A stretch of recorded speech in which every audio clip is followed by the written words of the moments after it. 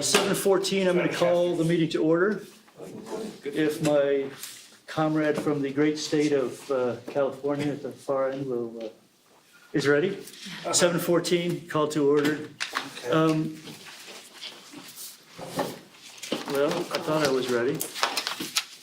Where's my, here's my copy of the minutes. Okay, so. I think you can do roll call. Yeah, did you see that? Okay, that's why I have you next. Okay,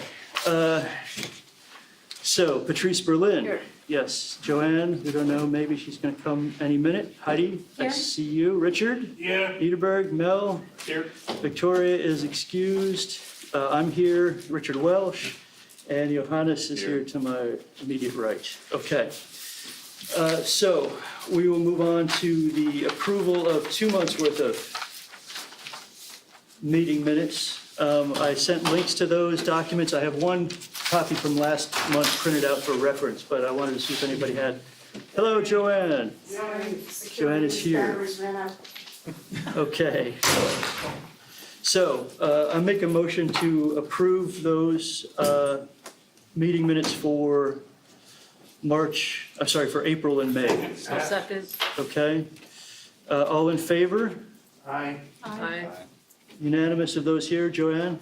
Okay, so I'll here approve. All right, who seconded? You, Mel, or Richard? All right, Richard Niederberg, okay. All present, okay, very good. Onward to item number 3, update by the committee chair. So I'll just give a quick preface to the cases that we'll be talking about this evening. One case that was a continuation from last month's meeting for a condominium project on Gentry. And I see that applicant and his team is here. Then on to another small lot subdivision. These seem popular, North Lemp Avenue. So who do we have here who's representing the North Lemp Avenue project? Okay, they are anticipated to be here. Has everybody here that will speak or wants to speak filled out a speaker card? So on the back table, and you can just put that you're, speaking as the applicant. Okay, so then on to a CUB for an existing restaurant, Burgers and Stout. Do we have anybody here representing that project yet? Okay, all right. Interesting. We'll see who shows up. Everybody, the applicants for those two the second and third items should know that we're going to be talking about the project. So, okay. By way of brief update, that's that. Onward to 4 public comments on non-agenda items. So we have Mr. Barry Johnson. Item 4.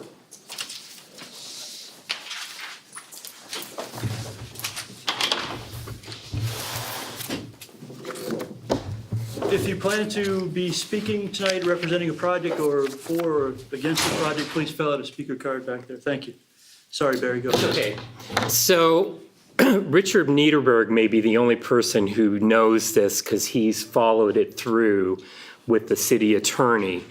But when you do conditions, like were submitted last month, they have to be approved by the city attorney before they're voted on.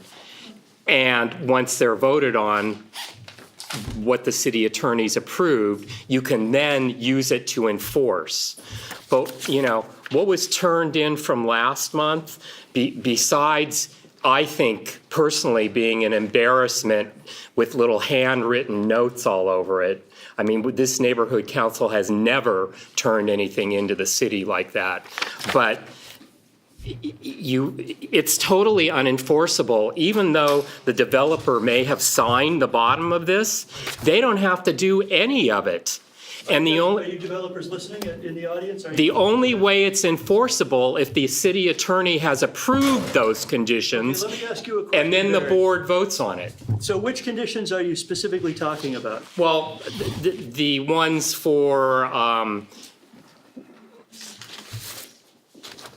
I have a copy of Troost, Truce. that was sent into the city. Okay, but let's talk about the enforceability and the review by the city attorney, right? There were two sets of conditions. One is a set of conditions that has been previously used and I believe has been blessed, so to speak, by the city attorney, which is for service establishment. Correct. Okay. Correct. So you're referring to for Troost and whether or not it's approved for use in a small lot subdivision. Right, basically, those conditions that you wrote up, the city attorney would have to approve, and then your committee would vote for it, and then the board would have to vote for it. Do you mean every single iteration of these conditions? When you add things, Okay, yeah. Yeah, but once approved as the form, just don't change it. Yeah, I mean, the form that's been approved, that's been used for a lot of things, I mean, that doesn't have to be, I mean, the city attorney's approved it once, and that's great. Right. I'm just afraid with what was, all this handwritten stuff, the developer could go ahead and not do any of it, and this neighborhood council would have no recourse. okay, so with the vesting tentative tract, let's focus on that because that applies to condominiums as well as most, let's say, intelligent, in-the-know developers of small lot subdivisions will use the vesting tentative tract. Those two are essentially, in terms of process, identical. So I felt very comfortable using what is our standard set of conditions for condominiums, which is also is a vesting tentative tract typically for a small lot subdivision.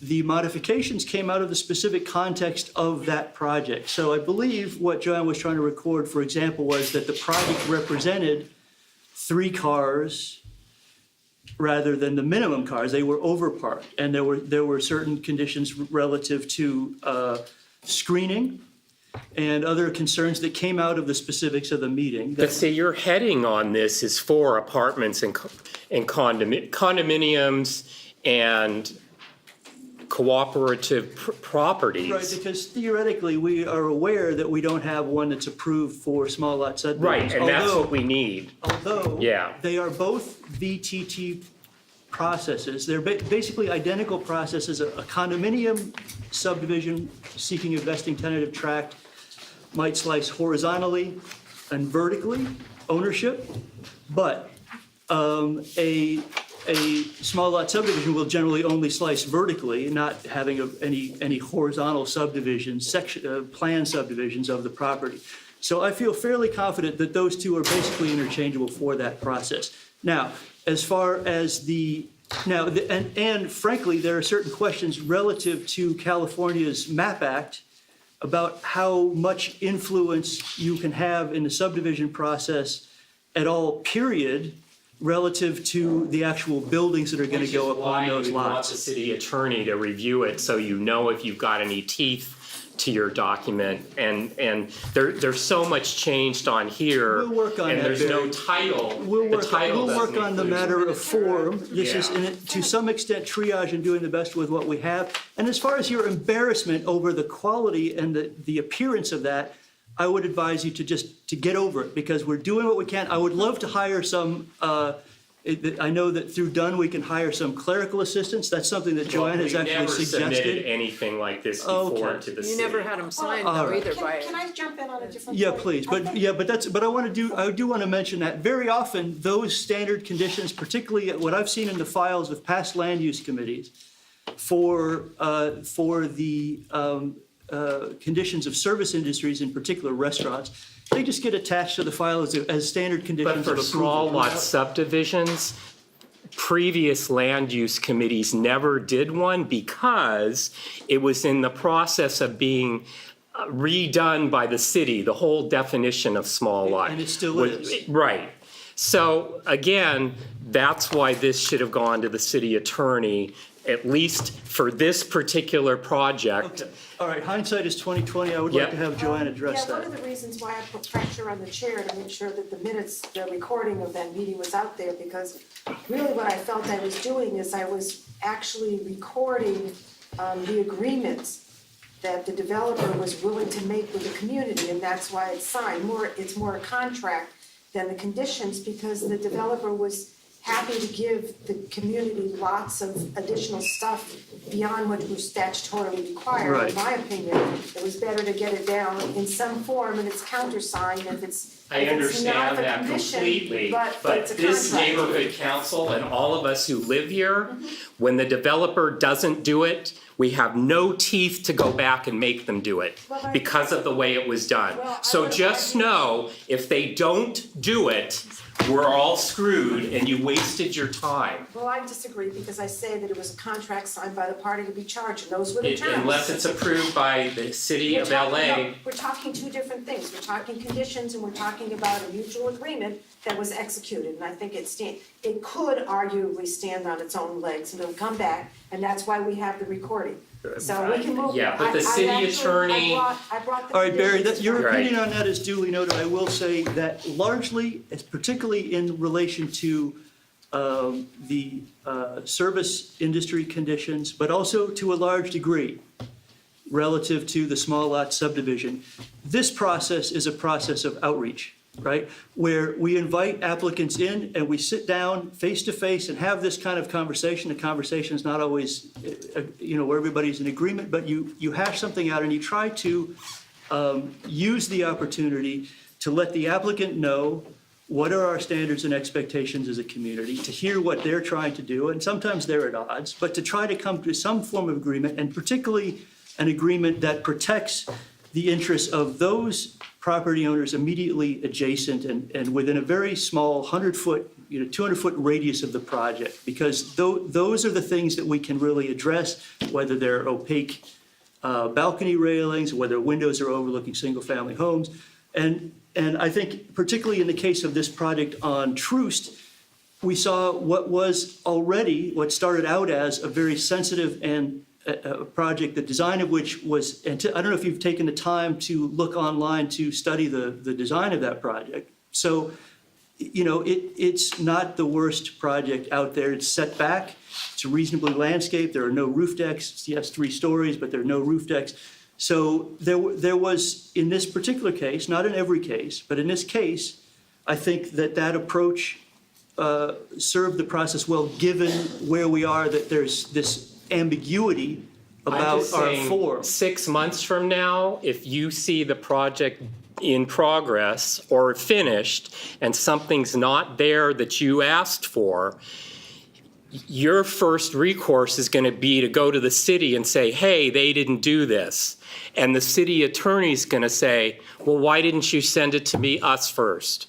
And they're going to do nothing for you. Well, I think sadly, the small lot subdivision has been put off and put off. I brought my draft of what I thought the conditions should have been, and this is probably like a 2-year-old document. Yeah. So you're probably right, we've got so many small lot subdivisions coming to us. There's- We I shouldn't agree. wait for the Here city. We should have a list that's I don't for think- small I don't lot think we should- subdivisions, I yeah. don't think we need to wait for the city anymore. Right. We just need to recognize the fact that we will change as the city changes, and it ought to come up on the calendar as some sort of priority to really literally sit down and do this. I made some additional notes and, But in the I'm always meantime, really you've harsh. got one, and even if you don't do it for this one, We will be you ought to using submit as a- it to the city attorney now As a for matter of- future. You want us to submit that document to the city attorney and ask for his approval? As a matter of policy, I would say that we submit that we then tweak the document that we've been using for condominiums, because again, it's basically going to be the same set of concerns and requests, more or less, and it's generally a vesting tentative tract. Basically I think identical what Barry's processes. saying- That is what we will use tonight to talk about the small lot subdivision that, thank you, Barry, now has no teeth. Well, no, what I'm Okay. saying is let's take it to the city Right. attorney. No, So I understand, I let's do understand that, I understand it, okay, Send it but over as far as the neatness of it, Barry, your embarrassment, whatever, we're a small volunteer army and we're doing what we can to protect the community. because I would type it up before I would let I appreciate your volunteerism, Speed dial, Barry. and we'll take you up on that, but when we have the signed document, that document is that's kind of the meat and potatoes of the thing as far as I can see. Thank you, Barry. Richard has his Yeah. You speak. Yes, please. But remember, if you want to have it solid, you just record the document, the covenant, or in favor of the affected neighbors, and then they have the cause of action, and we don't have to do anything at all, except pay the $21 to get it recorded. And then they have the cause of action, and if they're bothered by it, they have the right to take care of it. That's a good idea. It works very easily. You put the covenant in favor of other people. It doesn't have to be in favor of yourself. Right, so that's the next level of gaining that commitment, which is not something that we would be able to do necessarily at the particular land use committee meeting that we're having. Yeah, but you can record Right. anything you want at Oh, 12400 Imperial Highway. You put it in, I give understand. $21, and bam, it's on the record. All right. Runs for the land. Okay, Chair, I did bring the conditions for small lot subdivisions. that are coming from, what, These are the old ones that were drafted 2 years ago. is that a document that I had retyped? I did retype that document one time until it. Yeah. That- Yeah, I have the original copy of that, which I think Yeah, is this- that. I'll trade you. Okay, we'll get going here in just a second, folks. Yes. So Yeah. can we put this on the agenda for next month? Because we're getting so many small lot subdivisions. Let's talk about that at the end of the meeting, because Okay. I'm going to be out of town next month, but that's something maybe that if the committee wants to meet in my absence, that you could work on. I have no problem with that. But I would like to move on. Thank you, Barry. Now we're moving on to, there was another 4. Where is it?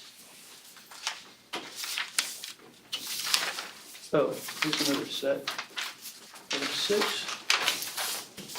Who? On the button. Yeah, no, but wasn't your, what, Yeah. didn't you have somebody who was a 4? Well, just call them up and I'll find them. Nick? Oh, here it is, I got it, okay. Yes. 4. Hi. Hi. Good evening. How are you? Hi. My Tell name- us your name. Yeah, I will. My name is Nicholas Bradley. I'm a local resident. I live close to Heidi upon Alta Mesa Drive, Studio City. The reason for me being here today, I'm really seeking a bit of help and advice and a bit of guidance, really. We've been embroiled in a situation with LADWP with the road outside our house at the address collapsing due to a water leak. The water's been leaking for quite some time. This started sometime prior to September of 16. Didn't come to anybody's attention until we found water dripping into our ground floor. By which point we called DWP. They came out, to their credit, straight away. They then dig an excavation hole and find out there is nothing holding the road up other than 4 inches of asphalt and a bit of concrete. The entire road surface has been washed away. While that might not be particularly interesting to the committee or indeed the people here today, the issue is that LADWP just don't want to address it at all. We did remediations to the property. It took 6 months to get paid for those remediations. I understand bureaucracies are large and takes time, but we are simply getting stonewalled about any remediation to the road. Not only is the road collapsed, which is definitely a safety issue, and I've indeed stopped parking my vehicle out there in fear of it going through, and I'm not in any way being dramatic. Heidi knows the damage quite well, and the road surface has dropped 8 inches. And as I say, if you look under parts of it, there is nothing under there. There's construction about to start above us, which means there's going to be concrete trucks and all manner of other things, and I'm all in favour of construction if it's approved. I'm not in my backyard guy, all power to it. But this stuff is all 8.5 to 10 tonnes above. Something's going to happen. It's not going to be good. Yeah, you've got a sinkhole in progress. Yeah. So, and you're convinced that it's a DWP. Oh, they've accepted liability for it. They've accepted liability. Absolutely. But yet knowing that they're not taking any action Correct. on any remediation. Correct. And I've got a stack of emails back and forth. I haven't brought them. I didn't think it was the appropriate forum. But I've got a stack of emails on a weekly, daily, monthly basis since this all kicked off. And it just gets passed around like a hot potato. Nobody wants to deal with it. It just got handed off to somebody last week who was the... Internally within the DWP. Yes, excuse me, I apologise. It's just got handed off to somebody else internally, but that person actually started in the department 6 months ago. So it just seems to be going round in circles. We've had geologists up at DWP's expense, and I think the bottom line is it's such it's not just dig a hole and put some dirt in it. I think the whole thing is going to have to come out. We're talking about 40 feet wide and probably 100 feet long. And if they do that, they're going to probably have to build a retaining wall. So I think what's gone from a $1 fix has gone to a multi-million-dollar fix, and nobody really wants to appeal it. Now, from my personal perspective, I've got nowhere to park. It's pulled, because of the falling level of the road, it's pulled my sidewalk with it and has done some damage, albeit not particularly tragic damage to the exterior wall. But now, my garage, the slope into the garage is beginning to crack, which means soon enough I won't even be able to get into my own garage. So I'm really looking for some guidance as to who to approach without going to all the pain of lawyering up, which is exactly what LADWP told me 6 months ago. That you should lawyer up? Yeah. When they're telling you that, when the It's agency probably- that's yeah. accepted the liability, I mean, so I'm you've not got a looking- sinkhole in progress, they're perfectly willing to wait and do nothing until someone gets hurt. somebody falls in there and the liability becomes 100 times worse. Well, then it's on the news, and then they probably would take care Yeah, of what you it. gotta do is you go around your neighborhood, get a petition, you get the petition signed by your neighbors, go public with it, you present it to the DWP, and don't start with the bottom people, start at the top, let them know you're gonna hold them responsible, then go public, get it over to the LA Times. Okay. Or get it over to news stations, that's how you do it. Instead of wasting money on lawyers, that it's gonna get bogged down, it's gonna go on and on and on and on. Then if you have to get a lawyer, then you get a lawyer. And this is from an attorney. No, I appreciate it. I've done that, it Yeah. works. Yeah, fair enough. Yeah. Yeah, I mean, Supposedly, the city council staff person is also supposed to be responsive to you. So maybe you feel that, well, I don't know, you probably didn't get in touch with like Krikorian's office? Or does that No, I mean, we've been everywhere in DWP, and I'm a fairly amenable kind of person. Don't shout particularly loudly. And I thought perhaps if we weren't shouting and screaming and carrying on, it might actually get some resolution. Clearly not. And I'm kind of here to really, as you say, seek some advice. Thank you, Mr. Randall, for that. I would also put it all in a letter and send it to the committee, the city council committee. Okay. That supervises that. It has that responsibility. Okay. Our Krikorian's office or the whole? No, the city city council has different committees. They have theater arts, they have, Oh, okay. but the sheriff's department, whatever it is they supervise. We usually deal with Plum because that's land use, but there's other committees. So bring it to the transportation committee, Barry. Yeah, Barry, is there? Barry's the chair of our transportation. Oh, right, okay. Barry, would it be a good idea to bring it to the city council transportation committee in the form of a claim, or is that a waste of time? Probably a waste of time. I'm tempted to say try Jessica in Krikorian's office. Yeah, that's And what I thought. if you get nothing, give me the info, and I work for Channel 2 and Channel 9, and I'm sure they'd love to do a story about the next sinkhole Yeah. in Krikorian's district. Trending Fair right enough. now, so, you know. Fair enough. All right, well, I appreciate the committee's time. Thanks very much. All right. I will do, yes, thank you. Thank you. okay, I believe that's the last item 4 that we have, so we will move on now to so much paper. Well, that's we're gonna go to item 5. Here, it's my red mark. I think you have to already. Probably. Responses to public comments by committee that. members. Okay, so we've done that. So let's move on to 6 Are we then. gonna put a clock on this? Something, I don't see one. We don't have a working clock Oh, I anymore. have a timer on my phone. Yeah, you can time it. Thanks.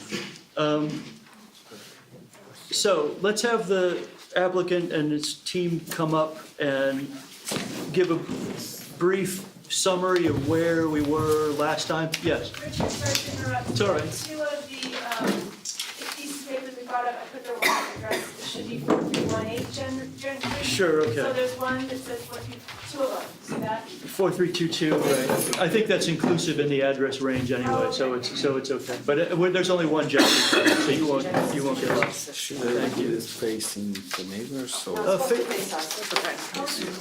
You guys can go around and get- At a certain point, you can, yeah, that's good. If you pull back to a point where, I've got a set here, so if you want to distribute, maybe we can share like two and you can send some out into the back. No, because you have to go to the full board. Yeah, we'll get these back at the end of the night. This is the one that I can only get one page off of the documents. It said 8, but only one came up. Oh, I don't know. I sent you an email. But, okay. All right. So will you state your name and what you have to tell us? Yeah. Good evening. My name is Kamran Kazemi, TALA Associates, 1916 Colby Avenue, Los Angeles, 90025. In front of you, you have architectural plan for a proposed development of a 10-unit condominium building located on Gentry. The full address is 4318 through 4322 Gentry Avenue, 91604. Along with the standard subdivider statement and the environmental assessment form, we are also requesting for a slight modification to add the 10th unit to this project. The project, as it stands, has about 14,840 square foot of land. And the density is calculated by using the zone RD 1.5, dividing it by 1,500, and then applying the shortage to the very last unit. By doing so, we are significantly lower than 20%, which is the threshold for a slight modification versus a variance. And we are actually at 11% shortage. Now, if you also, and I've seen this in the past, just divide the difference of 160 square foot that we are short by the total 1,500 required, the shortage is 1.1% actually. So that's the amount of shortage of area we have in this project. This site is in designated multifamily residential land use by the Sherman Oaks Community Plan, and the 10th unit will not result in any discernible differences, and certainly not within any significant adverse impact on public service infrastructure and traffic.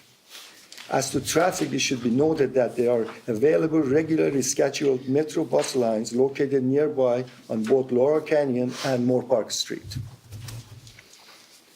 Additionally, other than the subject adjustment request, the proposed project will become in compliance with all the Los Angeles City of LA Municipal Code development requirements, including height, FAR, and setback. Also, even with the request adjustment, the proposed project will be consistent with the other multifamily development on the area in scale and scope. So we are not really asking for anything more than what's already there. There are two precedences in this area. There are two recorded tract maps, tract number 60134 and tract number 60135, which they abut the site all to the north.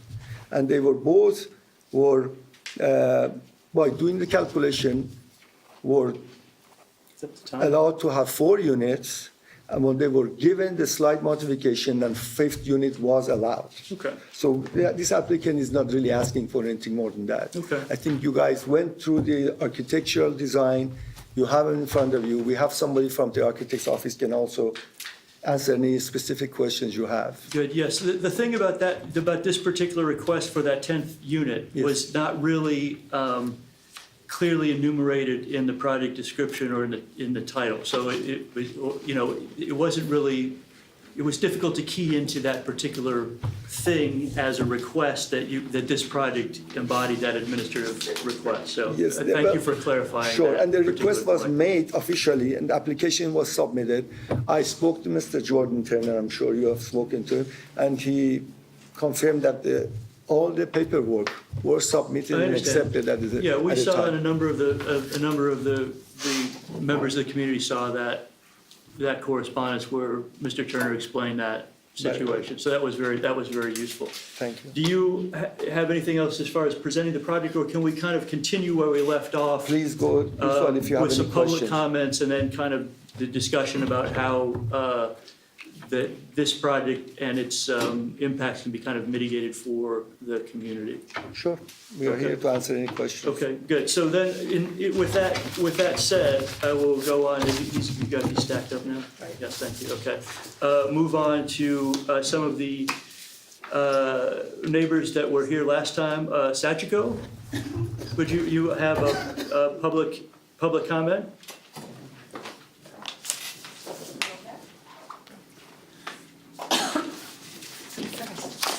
Well, I had a question about, it wasn't clear that they gonna start as apartment or condominium.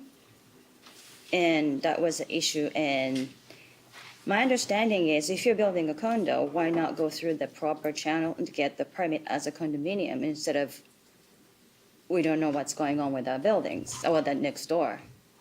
Because that's their intention, to build the condominiums. So, and also, I wanted to know, the plan, I looked at it, but I'm not sure what you were thinking about for the both side of the property. What is your fences or what kind of design you're incorporating into so that it's directly affect us, our buildings? So, And you're to the south. You're immediately to the south? south, yeah? Yeah, I thought I remembered that from last time. yeah. Okay, so the issue of the fact that it's been, there's been a permit applied for apartment construction, and this is a request for a condominium, and then what's going on at the perimeter of the building as far as landscaping and site walls and so forth are your Yes, primary and concerns? also it's their living room downstairs, upstairs, they have a patio. That's directly across from my bedroom. So I only have maybe 10 feet and they were right there in front of us. In the proposed plan that you're talking about? Okay. And if their living room is facing our bedroom and they're having a party late at night, then we have an issue too. It's just they were out there. Okay. All right, so I want to just let those, I've made note of those questions, and then we'll kind of come back to them, compile this kind of list of questions, and then kind of have a dialogue about that. Okay. Okay. Anything else you want me to add to that list? I think that's it. Okay, great, thank you. I go over and respond. Let's get up, because oftentimes what happens is that there's overlap, that a number of people have the same set of concerns, so let's kind of suss out what those concerns are. Elizabeth Gindras? Hi. She didn't fill out a comment card, but We'll talk together. Oh, sure, that's fine. You were here last time, right? Yeah. Yeah. First So off, remind just me of your, Sherry Elkin. oh, sure, okay, yeah. Just wanted to mention that in the thing that the gentleman read, it said the Sherman Oaks neighbor, the Sherman Oaks, yeah, I noticed that which, too. it's not That- Sherman Oaks, it's Studio City. The specific plan is Sherman Oaks, Studio City, Toluca Lake, Okay, so Cahuenga it's Pass. So inclusive. it's just that it's abbreviated as Sherman Oaks. Okay, just wanted to confirm that. So that's the name of that reference is appropriate and correct. Okay, just checking. So the story in our neighborhood is it was small houses, and then the place right across the street that the gentleman referenced that got those variances completely changed the complexion of our neighborhood. And so our whole neighborhood has banded together to try to mitigate the same thing from happening again, because we used to have kind of a quiet street with parking and people just, it was a more neighborhood feel, and the place across the street has completely changed the complexion of that. And so, There is no parking because they store everything in their garages, so they park in the street. And a lot of them are renters because the people that ended up owning them and decided to rent outdoor units, and it just changes the whole dynamic of what has happened to our neighborhood. So we just see this now coming again, and also, yes, to them, I understand, oh, it's just one more unit. It's just, 9 to 10, which also doesn't make sense to me, really, because shouldn't it be 8 and 8? But I understand that it all depends on the square footage, that it becomes 9, because isn't the lot only, isn't it 8 units per lot based on the zoning? Or is that? 4 you mean? It's based on the square footage of the lot. Okay, so that's why they're able to go to 9 point whatever. Right, so they're taking the total square footage of how many, 3 lots, is it? 3 lots? Two. 2 separate lots. Two lots, yeah. Adding those 2 lots Right. together and dividing by 1,600. I mean, we, as a neighborhood, would prefer to keep it 1,500. at 9, just because it still makes a difference when you have that 10th unit. Two more best Two more- EVs on the street and Yeah, people coming, it's become, the building across the street is a very transient kind of building. We don't know any of the neighbors there. And we've both been in the neighborhood for close to 20 years. There was something else. Oh, the other thing is that we have all the sewage lines, go under our neighborhood for the wash, and we have sewage trucks on our street regularly. So, I don't know, I feel like every development that goes up does create a further impact on our, but we have a problem, we have an air scrubber on just when you turn the corner, it's this huge thing. Radford and Woodbridge. Radford and Woodbridge, because we have, apparently sewer lines all kind of connect at this point, and there's horrific smells. So they put in an air scrubber, and they fill it, the charcoal, they change it. And they're out there constantly opening our manholes and pulling it's a problem. The city has to maintain it constantly. So it's just sort of thinking, okay, so now we're gonna have that many more people and toilets. It's just, I don't so know we're how going that's. if we're going from 2 little houses, 2 little single-family houses to where there was 4 houses before, and now we're talking about from 4 families to 40, Yeah, or 20, rather, yeah. yeah. Okay. And another So that's our issue, issue. what were we? Oh, and just to confirm the things that That were promised before, that Yeah. the magnolia trees stay, the entry from the alley. the entry from the alley It's was a really really big important. one that. Right, which we was, talked about. which was something that it seemed like there had already been some discussion about, Yes. and you were responsive to that community Yes, concern. and we just want to confirm that nothing has changed and that, Well, you that's know. not an entrance from the alleys. No, that's from Gentry, right? Right, Yeah. so that's what they're offering now is right, from and the we, street, not just from the alley. confirming that nothing will. Well, the parking entrance. Yeah, the parking There's no driveway entrance. on Gentry, Okay. so. Which is good. It was supposed to be that way with the other Yes. building. And then at the 11th hour, They they went in and They did it requested a anyway. change and, yeah. Okay, Okay, so we're trying to be vigilant that the same thing doesn't happen as happened that the building that they cite precedent, we're super unhappy with as a neighborhood, so we're trying to hopefully make sure the same thing doesn't happen. Yeah. okay, good, thank you. This just, Tim, you're on Gentry, right? You didn't put an item number, but I'm assuming that you want to talk about this project. Yes, please Yeah, highlight it. please. My name is Tim, thanks for your time, I appreciate it. I'm in the building just south of the project as well, and my neighbors mentioned many of the things that I wanted to. But a couple items that weren't mentioned was the current state of the lot. If you go by there, people are throwing their trash in there, there's empty beer cans, it's just becoming a bit of an eyesore. So that's one thing that, besides what's happening here with the building, what are we gonna do until the construction starts, is my question. There is a building on Gentry further south, 1 block over, that the construction's been going on for some time, and they have stopped construction. So my question is really, once the project gets going and they dig a shovel full of dirt, what prevents the team from not finishing the project, or it being stalled or running out of money, and what is in place in order to ensure it doesn't become a further eyesore from what it is? Construction times, I'm sure that's all laid out in the rules, but of course, that's something that's concerning. Construction parking, if you look on the street now, there's 0 parking or very limited parking. And again, the condo versus apartment thing is a concern. I think there's different rules depending on condos versus apartments. How can it be changed?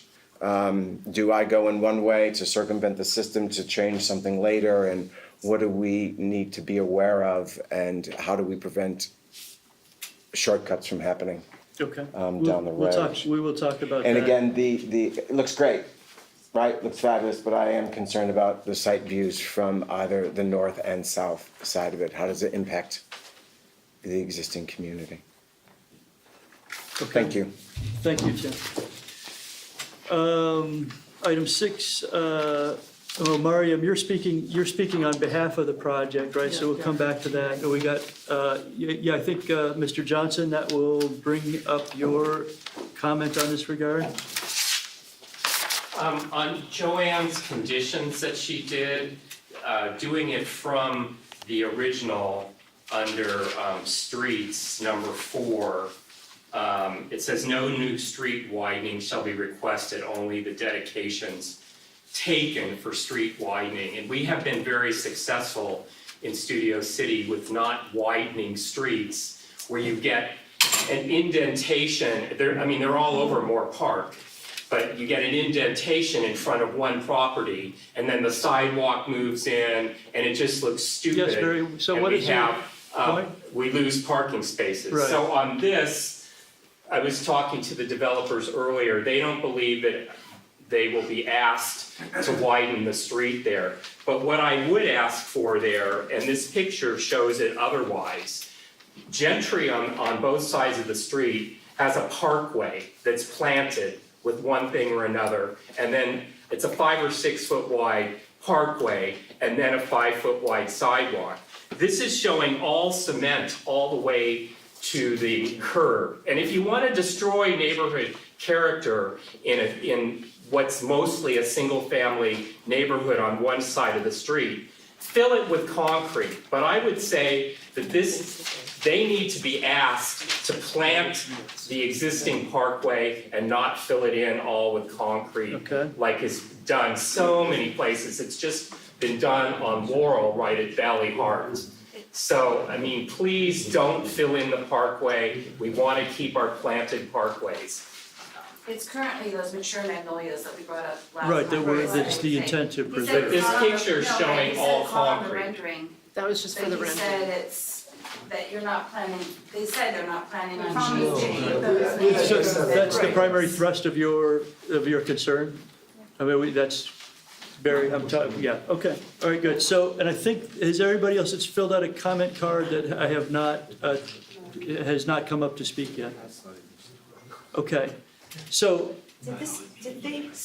We left the last meeting that they were gonna talk and work out some sort of compromise, but this looks like well, no, that the discussion was continuing. Have you had any contact? Okay, No, we haven't, we haven't communicated anymore, and we just wanted to come to represent our street again, that we are here and we want to be aware of Good. what's happening. We want to make sure that the things that were discussed don't change. good. Ultimately, as a neighborhood, no, we don't want 10 units, we'd rather it be 9. I understand as developers, they're gonna wanna maximize, I get that.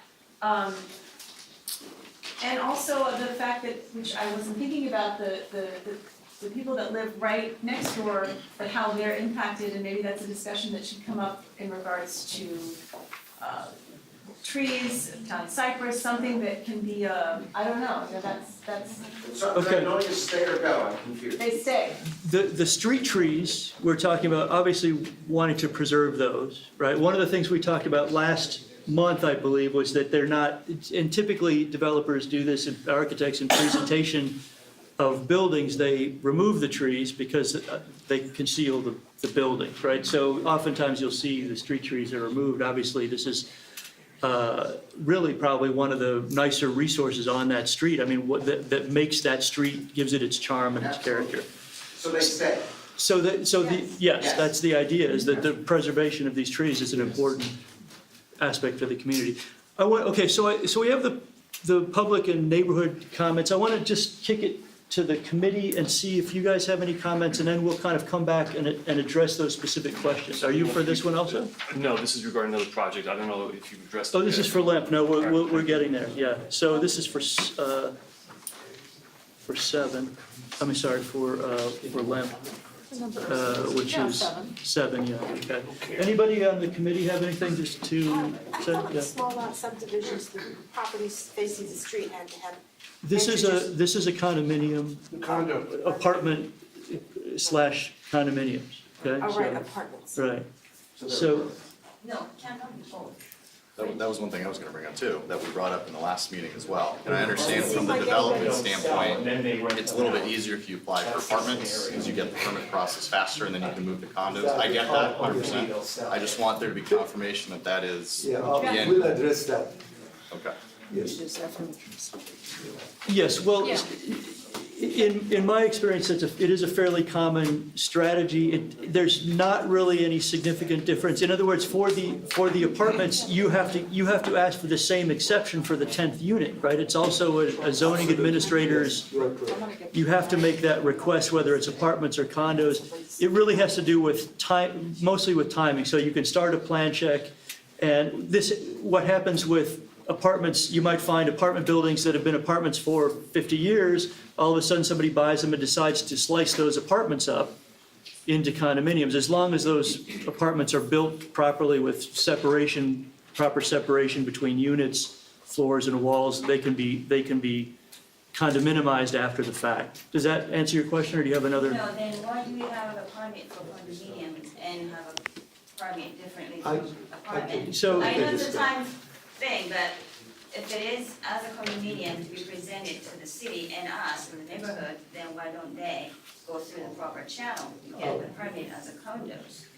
Right, okay, so we have that on the list of questions. So now, if you want to, and I've taken notes on these questions, you have probably taken notes. So if you want to kind of address these Yeah. concerns and comments. So let's just go over the condo versus apartment. City of Los Angeles allows the developer to basically file his condominium application with planning department, go through the hearing, and at the same time prepare plans, building plans, submit it to the building and safety, and go through the process in a parallel kind of way. Now, the design for this specific project, this project has been designed for condominium. Now, condominium project only exists after the final map gets recorded. And final map is a document that needs to be plan checked and get recorded. Once that map gets recorded, the project becomes a condominium. Mm-hmm. That means we have subdivided the land. We have created separate assessor map numbers for each one of those. Now, yes, the lady is correct. The developer can actually go through the process with the planning department, which takes about 7 to 8 months until we go to hearing, and then continue finalizing that process, record the map, and get this project to become condominium, and then at that time apply for a permit to build condominiums. So that's one way to do it. So is there anything other than saving time? Is there any other difference that makes in this particular There is no building? other difference. They call this as an early start process, basically. They let us apply for the tract map to have condominiums. At the same time, they'll check our plans. Building and safety, which is a different entity, will check the building plans. Now, when you submit plans to the building and safety, you have to tell them what you're doing. And since these are not condominiums yet, the city will allow us to call them apartment, but they know these are going to be condominiums Right. because we have gone through the process, we paid the fees to create condominiums. So that's the only difference. Now, the lady is correct in a way saying that, yes, but how do we know they're going to be condominiums? My answer, I've been doing this for probably past 23 years. My answer is this: the cost of filing this with the planning department and going through the extra plan check, creating a condominium project, even though it's being plan checked at the beginning as an apartment, is quite a bit. And for them to back out and not to continue this is not logical. So I'd say probably 99% of the projects I've been involved with, they all went through and built condominiums. All right, thank And you. this So is the can we- same way. So I think that, we should put that to bed pretty quickly. I mean, I can understand that you might say, okay, apartments versus condominiums, maybe people who own the condominiums are a little more potentially invested in the community. I see, that regardless of whether it's condominiums or apartments, it really, there's as likely a chance that the condominiums end up rented as if they were apartments. I really don't see, from my own perspective, and I could be wrong, but I don't see that that makes a huge difference in the way that we would talk about this project and the impact to the community and the guarantee of any kind of a particular tenancy of the building. In other words, this developer might have the opportunity to sell these individual units, but might keep them all, ownership of all of them and rent them out, right? Or so essentially they're condominiums, but they're acting as apartments. Well, condominiums, in a way, also as far as the parking is concerned, we have guest parkings, which in an apartment building, you are not required. The extra half space. Exactly. So Right. this is another point. And we've already gone through this, design the building to have guest parking. Mm-hmm. So to turn around and not follow through is not logical. And So these are, correct me if I'm wrong, but these are kind of townhouse units where each unit basically has two cars parking directly below the unit? Not all of it. Not all of Not them, all but, of them. okay, so we'll but so we'll regardless, cover there that. is parking for guests. So Kamran, your basic point is to address that, or you're kind of talking about the subdivision, the request for the additional unit, and the difference between apartments and condos? Yes. And the other point that the lady brought up was the fence and the wall that is going to be dividing these two properties. Now,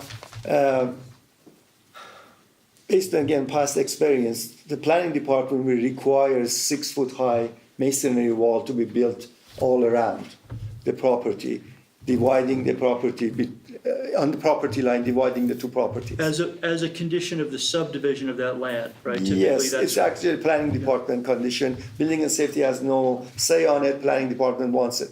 I've seen it in the past, with the consent of both owners, the replacement of wall with decorative fence. I've seen that happen, and they have brought it at the hearing and say, we don't want a wall, we want a fence, we like to have it. Privacy issues, the same fence is going to be sturdy, but it might even look better. So this is something that can be discussed if the neighbors want it, and I don't think planning department has any problem with it. Right, I don't know if we have any owners of the adjacent property. I'm not sure who we would negotiate that with, but. Well, it can be done beforehand and it can be brought up during the hearing. But you can't really, in this particular case, I don't think you can do anything but a masonry wall because of this loophole that you're taking advantage of where you raise the grade and call your basement you call your garage a basement and get a break on the setback, the side yard setbacks, right? So I don't think you can really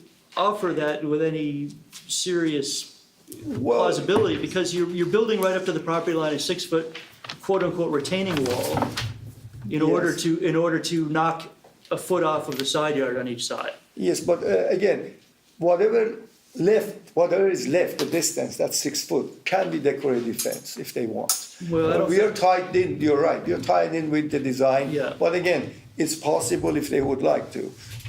You can grow vines on a block wall though, too. Absolutely, yes.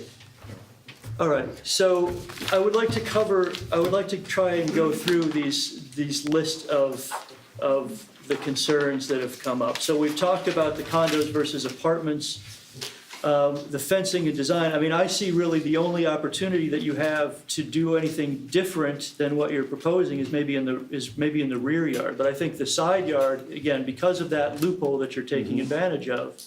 Yes, sir. Actually, the north side of the building is an apartment building. And the south side is condominium, they are condominium, they have a block wall. So we don't have any like single family on the left or right, and behind the property, they are all apartments, they are very high. Sachiko?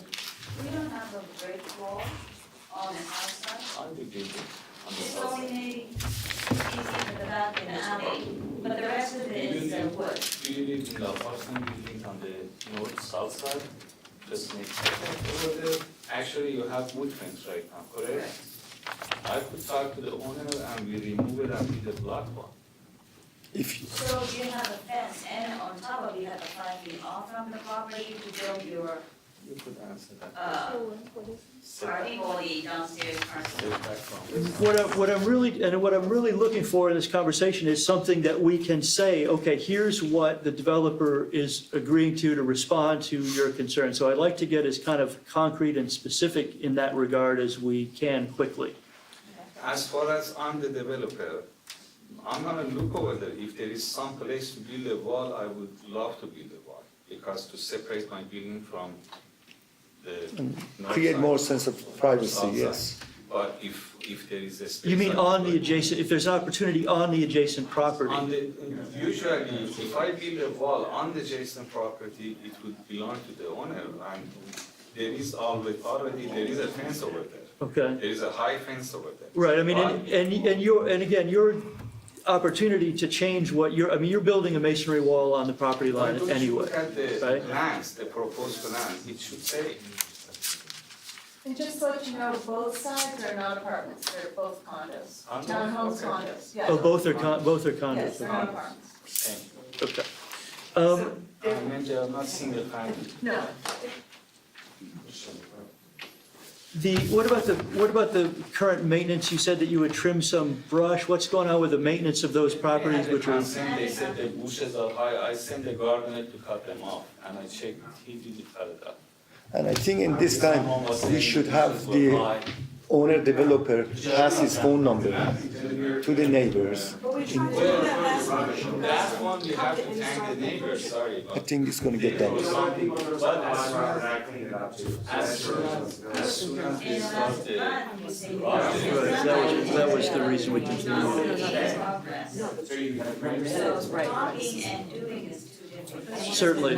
And that's really, again, how this process is sort of, in a way, it's much about outreach and getting this, trying to cement some sort of cooperative relationship between you, the developer, and the neighborhood that you're moving into and that you're going to impact, right? So, obviously, you have a neighborhood that's concerned about this project, that is vigilant, that will come out to meetings, that if there are problems with construction is going to be, if you're building outside of allowable construction hours, they're going to be calling the city, they're going to be watching how you're using the street, do you have permits for dumpsters, et cetera, et cetera, et cetera, right? So this relationship is important, and it's an opportunity for you, I think, to save yourself as a developer some trouble later on by respecting the community that already exists there.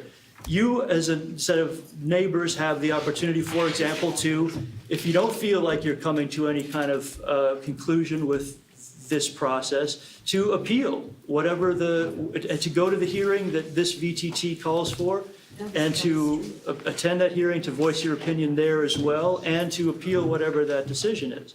Now, I will say from recent history that we've seen of these appeals, they're not always terribly effective, right? Sometimes you can get some conditions in that kind of, cement this negotiation, but you can certainly cost this gentleman some time in his process. And that's something also to be cognizant of, right? That there are reasons why cooperation is beneficial to both parties, I think. I just want to say the reason our neighborhood is shown up is just what Tim said, is that we have a history already with the owner of this property, in that our neighbor was, she had to leave her place because it belonged to her, she was renting. And since then, it's been an eyesore. We called the city multiple times on a pool that was infested with mosquitoes, a house that was infested with vermin and overgrown, and, so we have history with this duly noted. owner. And that's why when Tim said there's trash in there, and if you say it's not your problem, it is. It's Well, it's your because property, right? So, And frankly, we're getting, let's talk about weeds, we're getting weeds, I know you love the weeds, we're getting way out into the weeds now, so I want to try to kind of compress this back. You have our standard conditions for condominiums, right? That document, which I think we all agree is well-suited and has been vetted for use in this type of project. So I would like to find some set of or some point of agreement relative to that set of conditions. And if we have to make any modifications or tweaks, we'll do that and try to resolve the official nature of those, but with your understanding that that's kind of what you're doing to fit into this community. Well, I just want to say, as far as I know, until today, whatever they asked me, I did. And I don't see any problem right now. They said the entrance should be from the alley. We designed it from the alley. They said the magnolia trees has to stay. Okay, they stay. And they said the bushes are high. I send the gardener to call. What else do I have to do? Well, and I'm here to answer any question and concern they have. Yeah. All what I can do is said, okay, so what can I do? They are asking for the fence. They are asking for the apartment versus condominium. The gentleman already explained this is the rule it is. They are asking for example, the parking. This is the next question.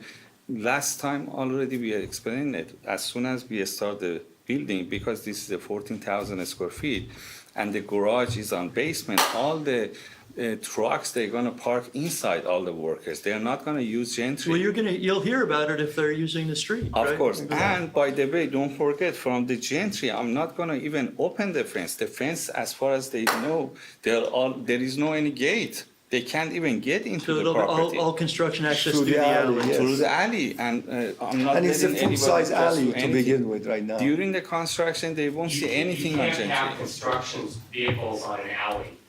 No, not the- in the alley. We have not parking park. inside. Are you not talking about You can- parking them? You can deliver stuff, but you cannot park on an alley. No, but the access to the site they're gonna and be parking will be parked on on site, As soon not as in we the have the alley. concrete, they're gonna come and park inside the parking. We have like, how many, 25 parking spots. Yeah. So this basically, since this is going to be on grade, the site can be utilized. The greatly. issue with the privacy, as I see it, because you're building up that grade, really starts at your second floor. And that's where the overlooking and whatever balcony railing you put at that second floor, which is now at least 6 feet up above grade, looking into the adjacent properties, that's where the call for opaque railings, right, for transparency, not only for the neighboring tenants, but also your tenants or buyers. Yes. We don't allow balconies on the side of the building, period. And And we did that last time for the one unit on the end, but this one looks like. it Well, has some that was small lot, right, so Right, different. but I'm saying the same concept, but this one has balconies adjacent to the facing the abutting properties, and we don't usually allow that. We For, wanna have for, balconies in for the front of the building. multifamily zones or for For single family everything. or for any? Well, for multiple floors, however you want to define it, because it's a question of privacy, the adjacent properties, and it started with, when they start building these buildings, and there's one R1 in the middle, and the whole block disappears, they have no privacy whatsoever, so our general rule has been no balconies, so I would take. Adjacent to single family, I'm trying to understand the Yeah. precedent that you're talking about. Not only single families, I Okay. think we should look at this property and figure out where it butts onto the adjacent properties. There shouldn't be kissing balconies Yeah, and for in the lack past, of in the past, we have made good use of landscape I'll give you, plans. I'll call you. In the past, we have made good use of landscape plans and have the That's not neighborhood. gonna do anything for the And- upper stories. I'm sorry? That's not gonna do anything for the Yeah, upper but stories. I think that it's almost an impossibility to build an apartment or condominium, multifamily development of this Exactly. kind without having some open space or balconies, windows on the side yard. They used to be a clear rule, I- that open space was What I on the was, inside. yeah, Joanne, what I was getting A at. clear rule, sorry, a clear rule. From the committee. Talking about the balconies. the balcony, the open space for the Yeah. units would be inside. But that's not reflected anywhere in our standard conditions. That was our practice, however. Okay. What I was getting at is It's a not, lot of it is based on oral tradition, by Yeah. the way, which is one of the particular challenges of this thing. But what I was getting at is not only you make use of landscape plans on our site, I've seen it in the past that developer has agreed to plant trees on the neighbor's site as well, strategically positioned to buffer. Again, the gentleman is correct, Richard is correct, we are living in a multi-family zone here. Right. Everybody knows where we're living at. But again, it's possible. I mean, it's still Studio City, we're still trying to No, preserve. I do not, If you I, wanted to live somewhere else. I where completely everybody's agree with you. jowl, we would do that. No, I If agree with you build a building completely. Where the balconies are, like this, then it's not fair to either person. I understand you wanna build your building and you wanna build it, as best you can for the project that you have at the best price that you can make it. But you have to have some sort of compromises for the people. That's exactly why because we are here That's for. who we're elected to speak for. let me call on this gentleman back here who wants to add something. Our balcony on the south side is our bedroom, and it's directly right on the balcony that they have for the living rooms, for the two apartments. You've got two apartments that are gonna be looking right into our bedroom and balconies right up against our. Right, but your balcony, the thing is that those existing buildings to either side are, they were overlooking a single-family residence, right, when those buildings were built. That's exactly my Yeah, point. that's before. Yeah, Okay, it's like a but I mean- different, it's a different 2006 time actually. warp, and now what's happening is we are by being forced to densify, we are being faced with other problems. So we can't go back to 1970. We gotta make it livable for the people who are there. Because what's gonna happen is the real estate's not, if you're cheap to jowl, the real estate in the long run is probably not gonna have much value. I mean, do I want my window, my balcony right next to somebody else's balcony? Is that the unit I'm gonna buy? I don't think so. I mean, there'll be a place where the price is appropriate. What we're saying is, there's a quality of life in Studio City that's really very important. And what I'm asking is that you look at your adjacent neighbors and do some tweaking and if we're gonna give you the grace of some balconies, then be reasonable about it and put it where it doesn't intrude on the neighbors. Because our growth is exponential and we have to be considerate. And I'm sure this is something that the architects and the developer will look at. And But you're giving us a try- plan and you're saying you're not gonna come back and you're not gonna let us look at it anymore. Well, I don't think anybody said that. Well, I don't know. And once you leave here, it's cast in concrete. That's really what we're arguing about, is we're trying to make it someplace. Well, I disagree with you. It's not cast in concrete because, as Richard pointed out, things can be appealed. So we are here to compromise We and don't make it want to tough. appeal it, we wanna get it done here, done right. Exactly, Because that's- when you appeal it, it costs you money, but then they have to go out and hire an attorney, and that's really, and they wind up hiring an attorney to do the There is same not work. going to be an It's not right. attorney involved in any kind of appeal, but we are here, so this will not happen. And that's why we're You guys listening to had a you. month to work on this in the last month, and I just don't see that you gave, it's the same stuff we saw last month. We haven't heard any compromise here. We haven't heard you guys talking. We wanted you to come back, and we wanted to be able to have you give us what your compromise was, but there doesn't seem to have been any. Yes, you cut some bushes down, but we're really talking about something more substantive. You're specifically talking about balconies facing each other. Now I'm talking about balconies, but I think there's other stuff that's. Can you being go over brought. every one of them so we can know, so we don't have to come back here? Well, we are I mean, here. I think that is that Let's just go of talk the about list each has one of come them right now. down that we've talked about is the privacy for the adjacent, on the Is adjacent there any property way lines we is can have a is the primary balcony point. facing their balcony, but buffering it with landscape? No, No. that's trickery as far as I'm concerned. It's not really, it's not sufficient.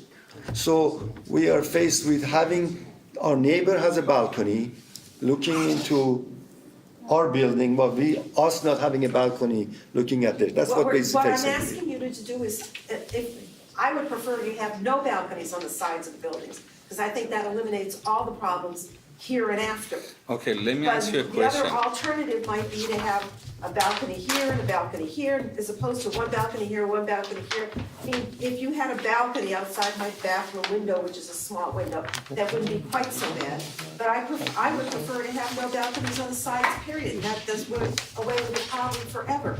There are only 2 apartments in the middle, each side. If they don't have any balcony, so they should be in a box, they don't have anything. So who's gonna live like that? Like There is a center no court there, windows, right? nothing? I didn't say no windows, I just said no balcony. Open space, it's different. Well, I think it's getting to about the time where we need to call for some kind of a motion. We've heard, I think, from the community, we've heard. Just from one the more item developer. about the trees. I know for a fact that the city of Los Angeles doesn't like to cut trees. So as far as I'm concerned, those trees are gonna stay, and if not, more trees being planted. Right, So there is in no the issue review, with the you might trees. be asked, I mean, it's this period of time when you're applying for the vesting tentative tract that the city would ask you for additional street trees, street Yes. lighting, street widening, all of those things are That gonna is come out correct. of this process at this point in time. But yes, I've never experienced a project where the city said, take away the street trees, right? And So, just to wrap up and have you guys continue, I think a lot of the points that Joanne brought up are workable. And the architect himself is out of town. Aaron, Aaron is out of town, but I think these are valid concerns, and I know it has not been taken care of since last month, but I think it's something that we can take care of and reach out to all the neighbors. So if we don't have to come back here again, you'll have the proof that we've spoken to the neighbors, shown them the plans. We can email you the plans, have them look at it, and hopefully make changes that everybody will be happy. They really should have the voice. Exactly. And, I mean, I don't want the neighbors to think that they, have total 100% power to do whatever they want. This is a compromise. Hopefully, both sides won't think it stinks. No, it's gonna be We always good. feel that if everybody's a little unhappy, then no cat has swallowed the canary. Yes. And I think the other big issue here is the neighbors do not want 10 units, and they don't want to give it to you, and they don't want us to give it to you. Well, that's And that's no minor thing. You that was that's how my you- next point I was gonna make. You refabricate, you redesign a little bit of, you give them bigger, Well- give people bigger units, and you make money, you don't lose that 1.5 or whatever by not having that extra unit, they don't get extra cars, and maybe that's the trade-off that they're gonna give, there's just gonna be some sort of a trade-off that you can work on, and I think we really need to have somebody, No, we're, what you else? wanna give this a try?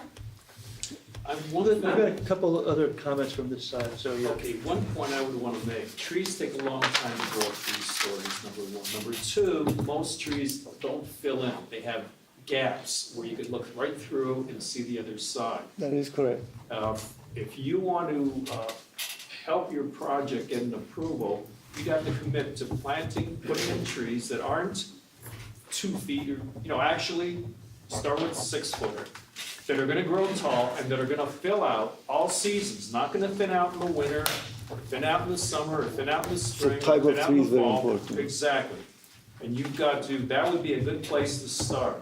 Yes. Commit to planting these tall trees, get your neighbors to agree, show them an example of what the tree's gonna look like when it's fully grown.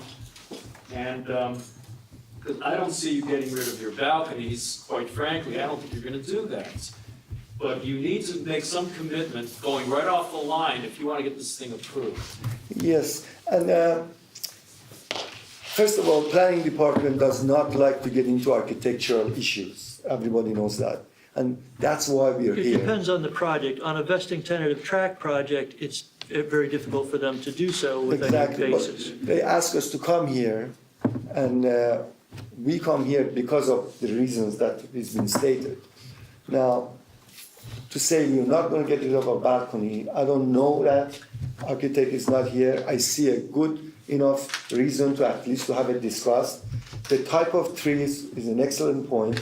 I think, again, we have to weigh in and see which is better, whether the neighbors like it. I could hear that they say, hey, trees won't work, So these are all on table, and we want to get you guys satisfied, more or less, based on our Those parameter. guys satisfied, Exactly. right? Yes. No more rather than less. Yes, absolutely. The point that I want to make is the 10th unit. Now, we are looking at a project that is 160 square foot short of having a 10th unit. If there were 160 more square feet, 160 square feet more on the lot, if the lot was maybe 6 inches more width, you Yes. would have that number. Yes, exactly, that's what I'm saying. But not of the size of the units that you're. We are that you're not passing offering. any kind of City of Los Angeles municipal code. The building by itself is gonna stay the same amount of open space, even more. The parking, as we have it right now, we have half a space more Well, no, for, I'm getting back to the 160 units. Yes. Because it originally came to us saying that you had Joanne, nine. when you're done making that point, will you pass it to Richard?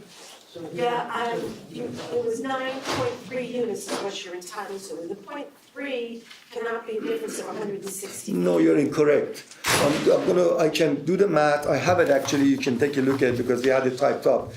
This lot is 160 square foot short of having this done.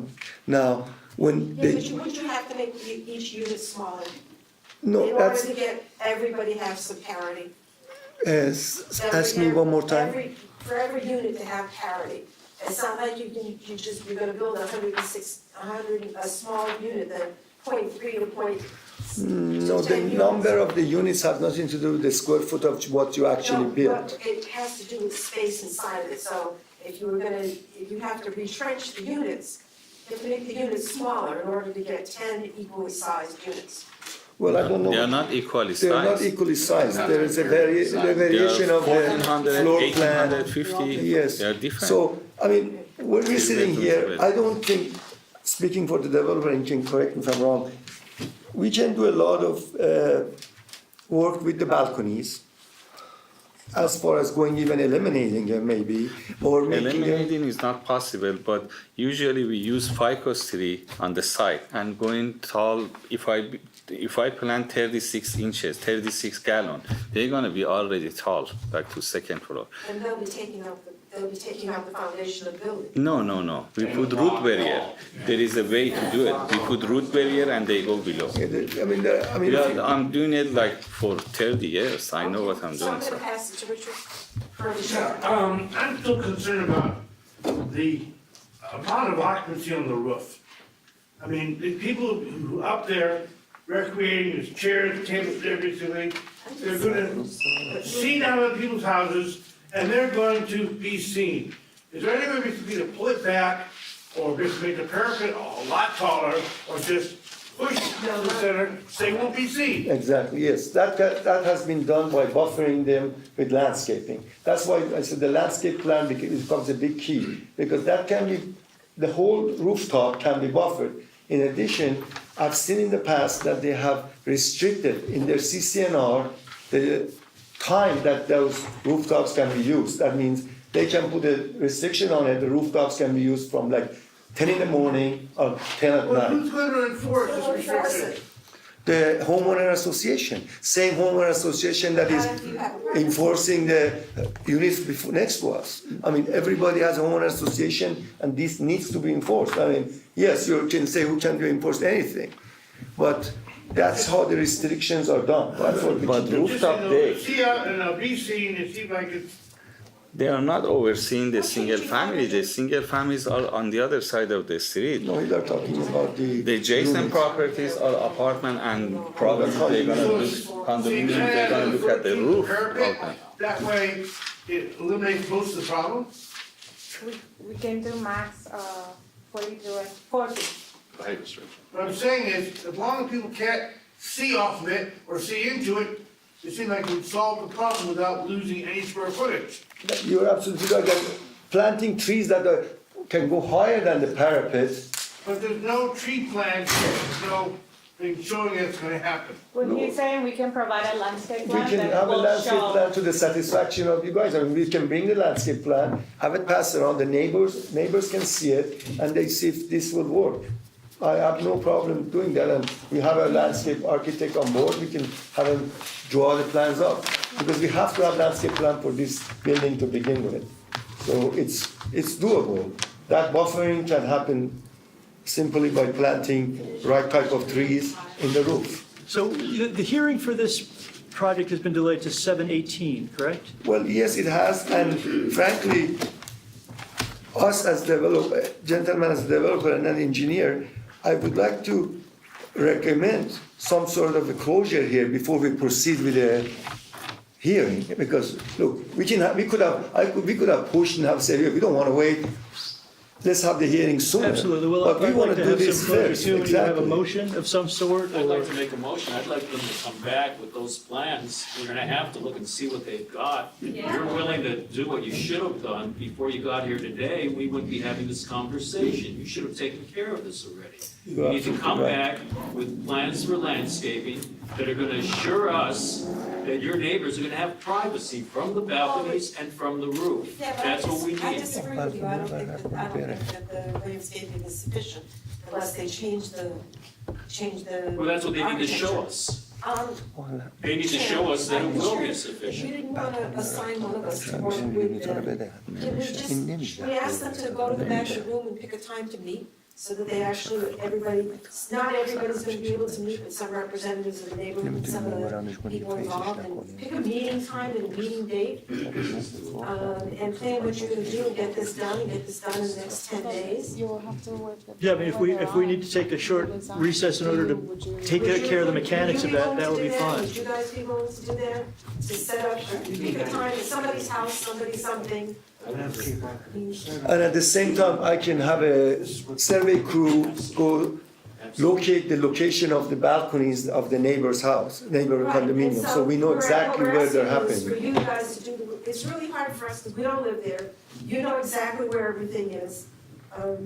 And so that gives you a chance to have a voice with the developer and with the owner, and set a time for between now and the next 10 days. So let's ask them to go out in the hall for like 15 minutes and come back with a date and time.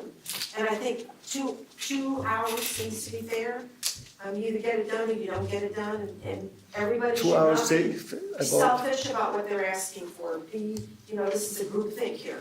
Yeah, but Richard, again, one of our major points is the 10th unit. Now, again, a lot of these discussions are, again, taste. He wants to have his balcony. I can hear the neighbors' concern as well. Those can be worked out, really. I can see this being worked out, and you're completely correct. If you sit down and see the plans and get They may be more amenable. exactly. To the 10th unit. That's exactly what I'm getting at. I think this is a big point of, You can't have everything big you point ask of for. condition, yeah. What you get is a compromise. I think that's a good path. I agree with you. Okay, so go outside, is everybody have a yellow pad so you can pass around? By the way, I'm not sure if the balcony. الان شو يبقى الان شو مهم بالنسبه لي. Back here. Coming back here? Back here. Yeah. Can we send them to the board at a executive committee meeting? So they don't have to wait, because that can be called on short notice, because they'll miss the board meeting next week. Well, yeah, we're not gonna get anything on the board meeting agenda for next week, I Yeah, don't think. and we don't unless want to you're talking hurry about- this up. I mean, if I have to go measure exactly where the location of their balcony is, so But let's 10 just do it days- correctly, yes. 10 days is enough, so you guys can go out there and come Work it back. out. Yeah, I think this is something doable. At 8:40? Yes. Okay. So you'll report, the neighbors will report, you'll report back to us. You have Yes, I mean, our emails. it's transparent as it possibly can be, and we'll bring landscape plans as well. That's a good idea. Okay, could you please Let's see what you come up with. engage a landscape architect and have. We already have one on board, yes. And have a plan come back to the seal in the corner. Yeah. The treatment of the So you're parkway. gonna go out and you're gonna pick a time, you're gonna agree, they're gonna draw, they're gonna make changes, you're gonna work out a compromise, and then they're gonna come back. And Can I ask you one question? No. Is there, can you also in your landscaping plans that, as Barry mentioned, as far as the front of the property, Put the what that's magnolia gonna, trees back put in. the trees back in, put the parkway in I with. think we can even, Well, it's just you want to change see the the, building, that's all. change the. No, I know that, but they rendering need as well, so to it- In the make a landscape. point. And again, one Putting other the thing- greenery back in. Yeah, another thing, it's a condition in the decision letter, this landscape plan to the satisfaction of the neighborhood council and the council office. Okay, So this will happen. Okay, great. And please get an architect seal on the corner, or landscape architect seal on the corner. You, the chair wants to keep this, Yeah, right? this is the original packet. Okay, thank you all for your participation.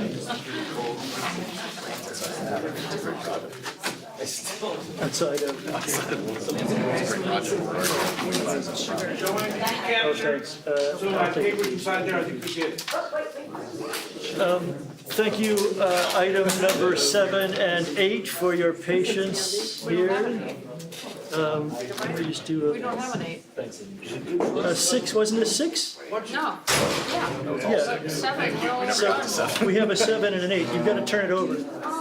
Yeah, sorry. All right, but we're gonna roll through this. Does anybody need a comfort break? Anybody? Joanne, Scott, she'll. Barry's on this one. Yeah, of course. Okay. All right, but we're gonna have them present. This goes in there. This all goes in there.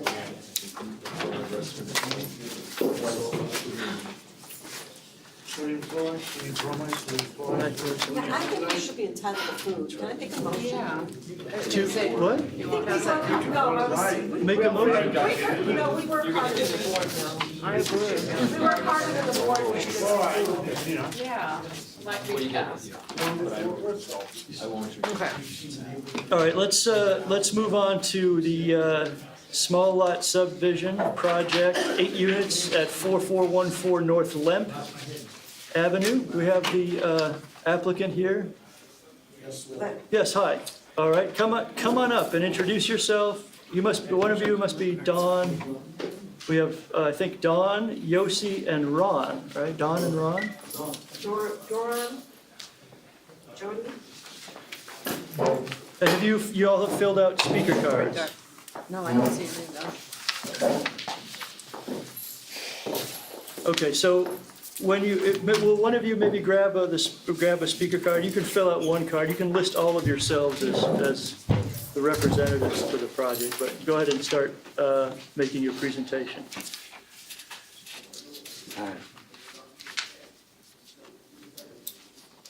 You can bring the clipboard over if you want, or just do it from there, whatever is comfortable. I just want to keep rolling here.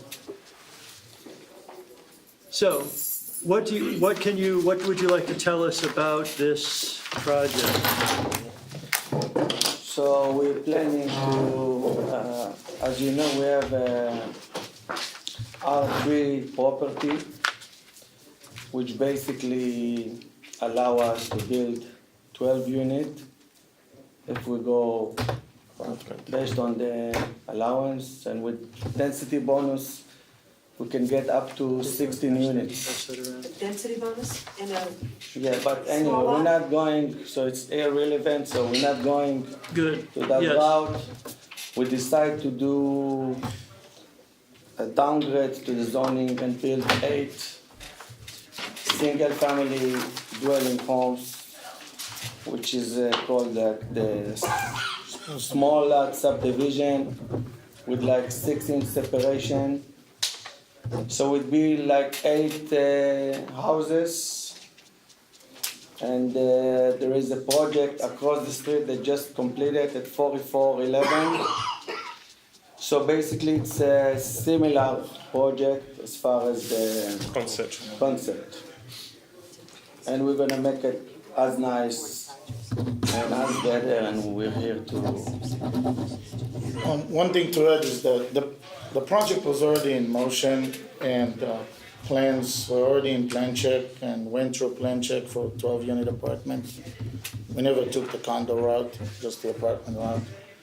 And plans came up with corrections. All we needed to do is complete the several corrections that were there and continue with the process by right. At some point in time, we decided to shift course and Change. lower the amount of unit from the 12 that was actually already on the plan check, go to the 8 single-family homes, which would then be owned unit versus apartment, which are, well, the homes, like you mentioned in the other items, can be rented as well. We can prevent that, but this will be owned unit. These are not cheap units, so usually the homeowner who would own this common unit will take care of their property. The turnover should be less than just a rental building that typically has a 12-month lease or so. The amount of cars in the 8 unit should be less than the 12-unit apartment with the guest parking. And that's pretty much it. We're planning to do something that is completely different in elevation-wise and look than what's on the other side, although it's very nice on the other side. But in our own interest and also to keep the neighborhood, we want to do something different. Okay. Okay. On top of it, most likely the owners will be part of the community and Well, you know, as, you know. we'll talk more about that as we kind of get into it. But is there, I think that gives, if, when you're done, we'll pass it. You don't have any extra, you didn't bring any extra copies of the plans? Now, the preliminary plans at this point for the single unit, they're just going through the process of the. All right, so we'll pass this set around. Do you have anything else you'd like to add? Otherwise, I will go to the public comments. We're here to answer questions. Great, okay, so Barry, you got a comment on this? Yeah, they're just doing what they're allowed, but I think our elected officials in this city are criminal for allowing something to be up to 45 feet tall next to a single-family house. And that's exactly what this and so many others are doing along the city. And some of the more sensible people in the planning department have talked about graduated zoning, and we don't have that in LA. And that's what we need. We need something in between the single-family house and the 45-foot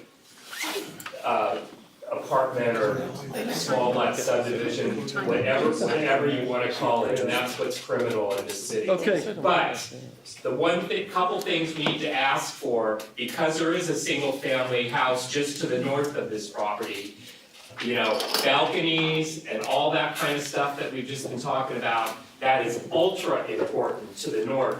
Okay. Where this property is, and behind, I think there are also some single families that are maybe zoned R3, so they could go. But this R1 to the north is never gonna go, it's always gonna be R1. Well, that's, I don't see the owner of that, I don't know if the owner of that residence is here. I spoke to somebody who purported to be the owner of that project and is basically bailed out and is going to Camarillo. Did pretty well on the deal, but won't be immediately affected by this particular project.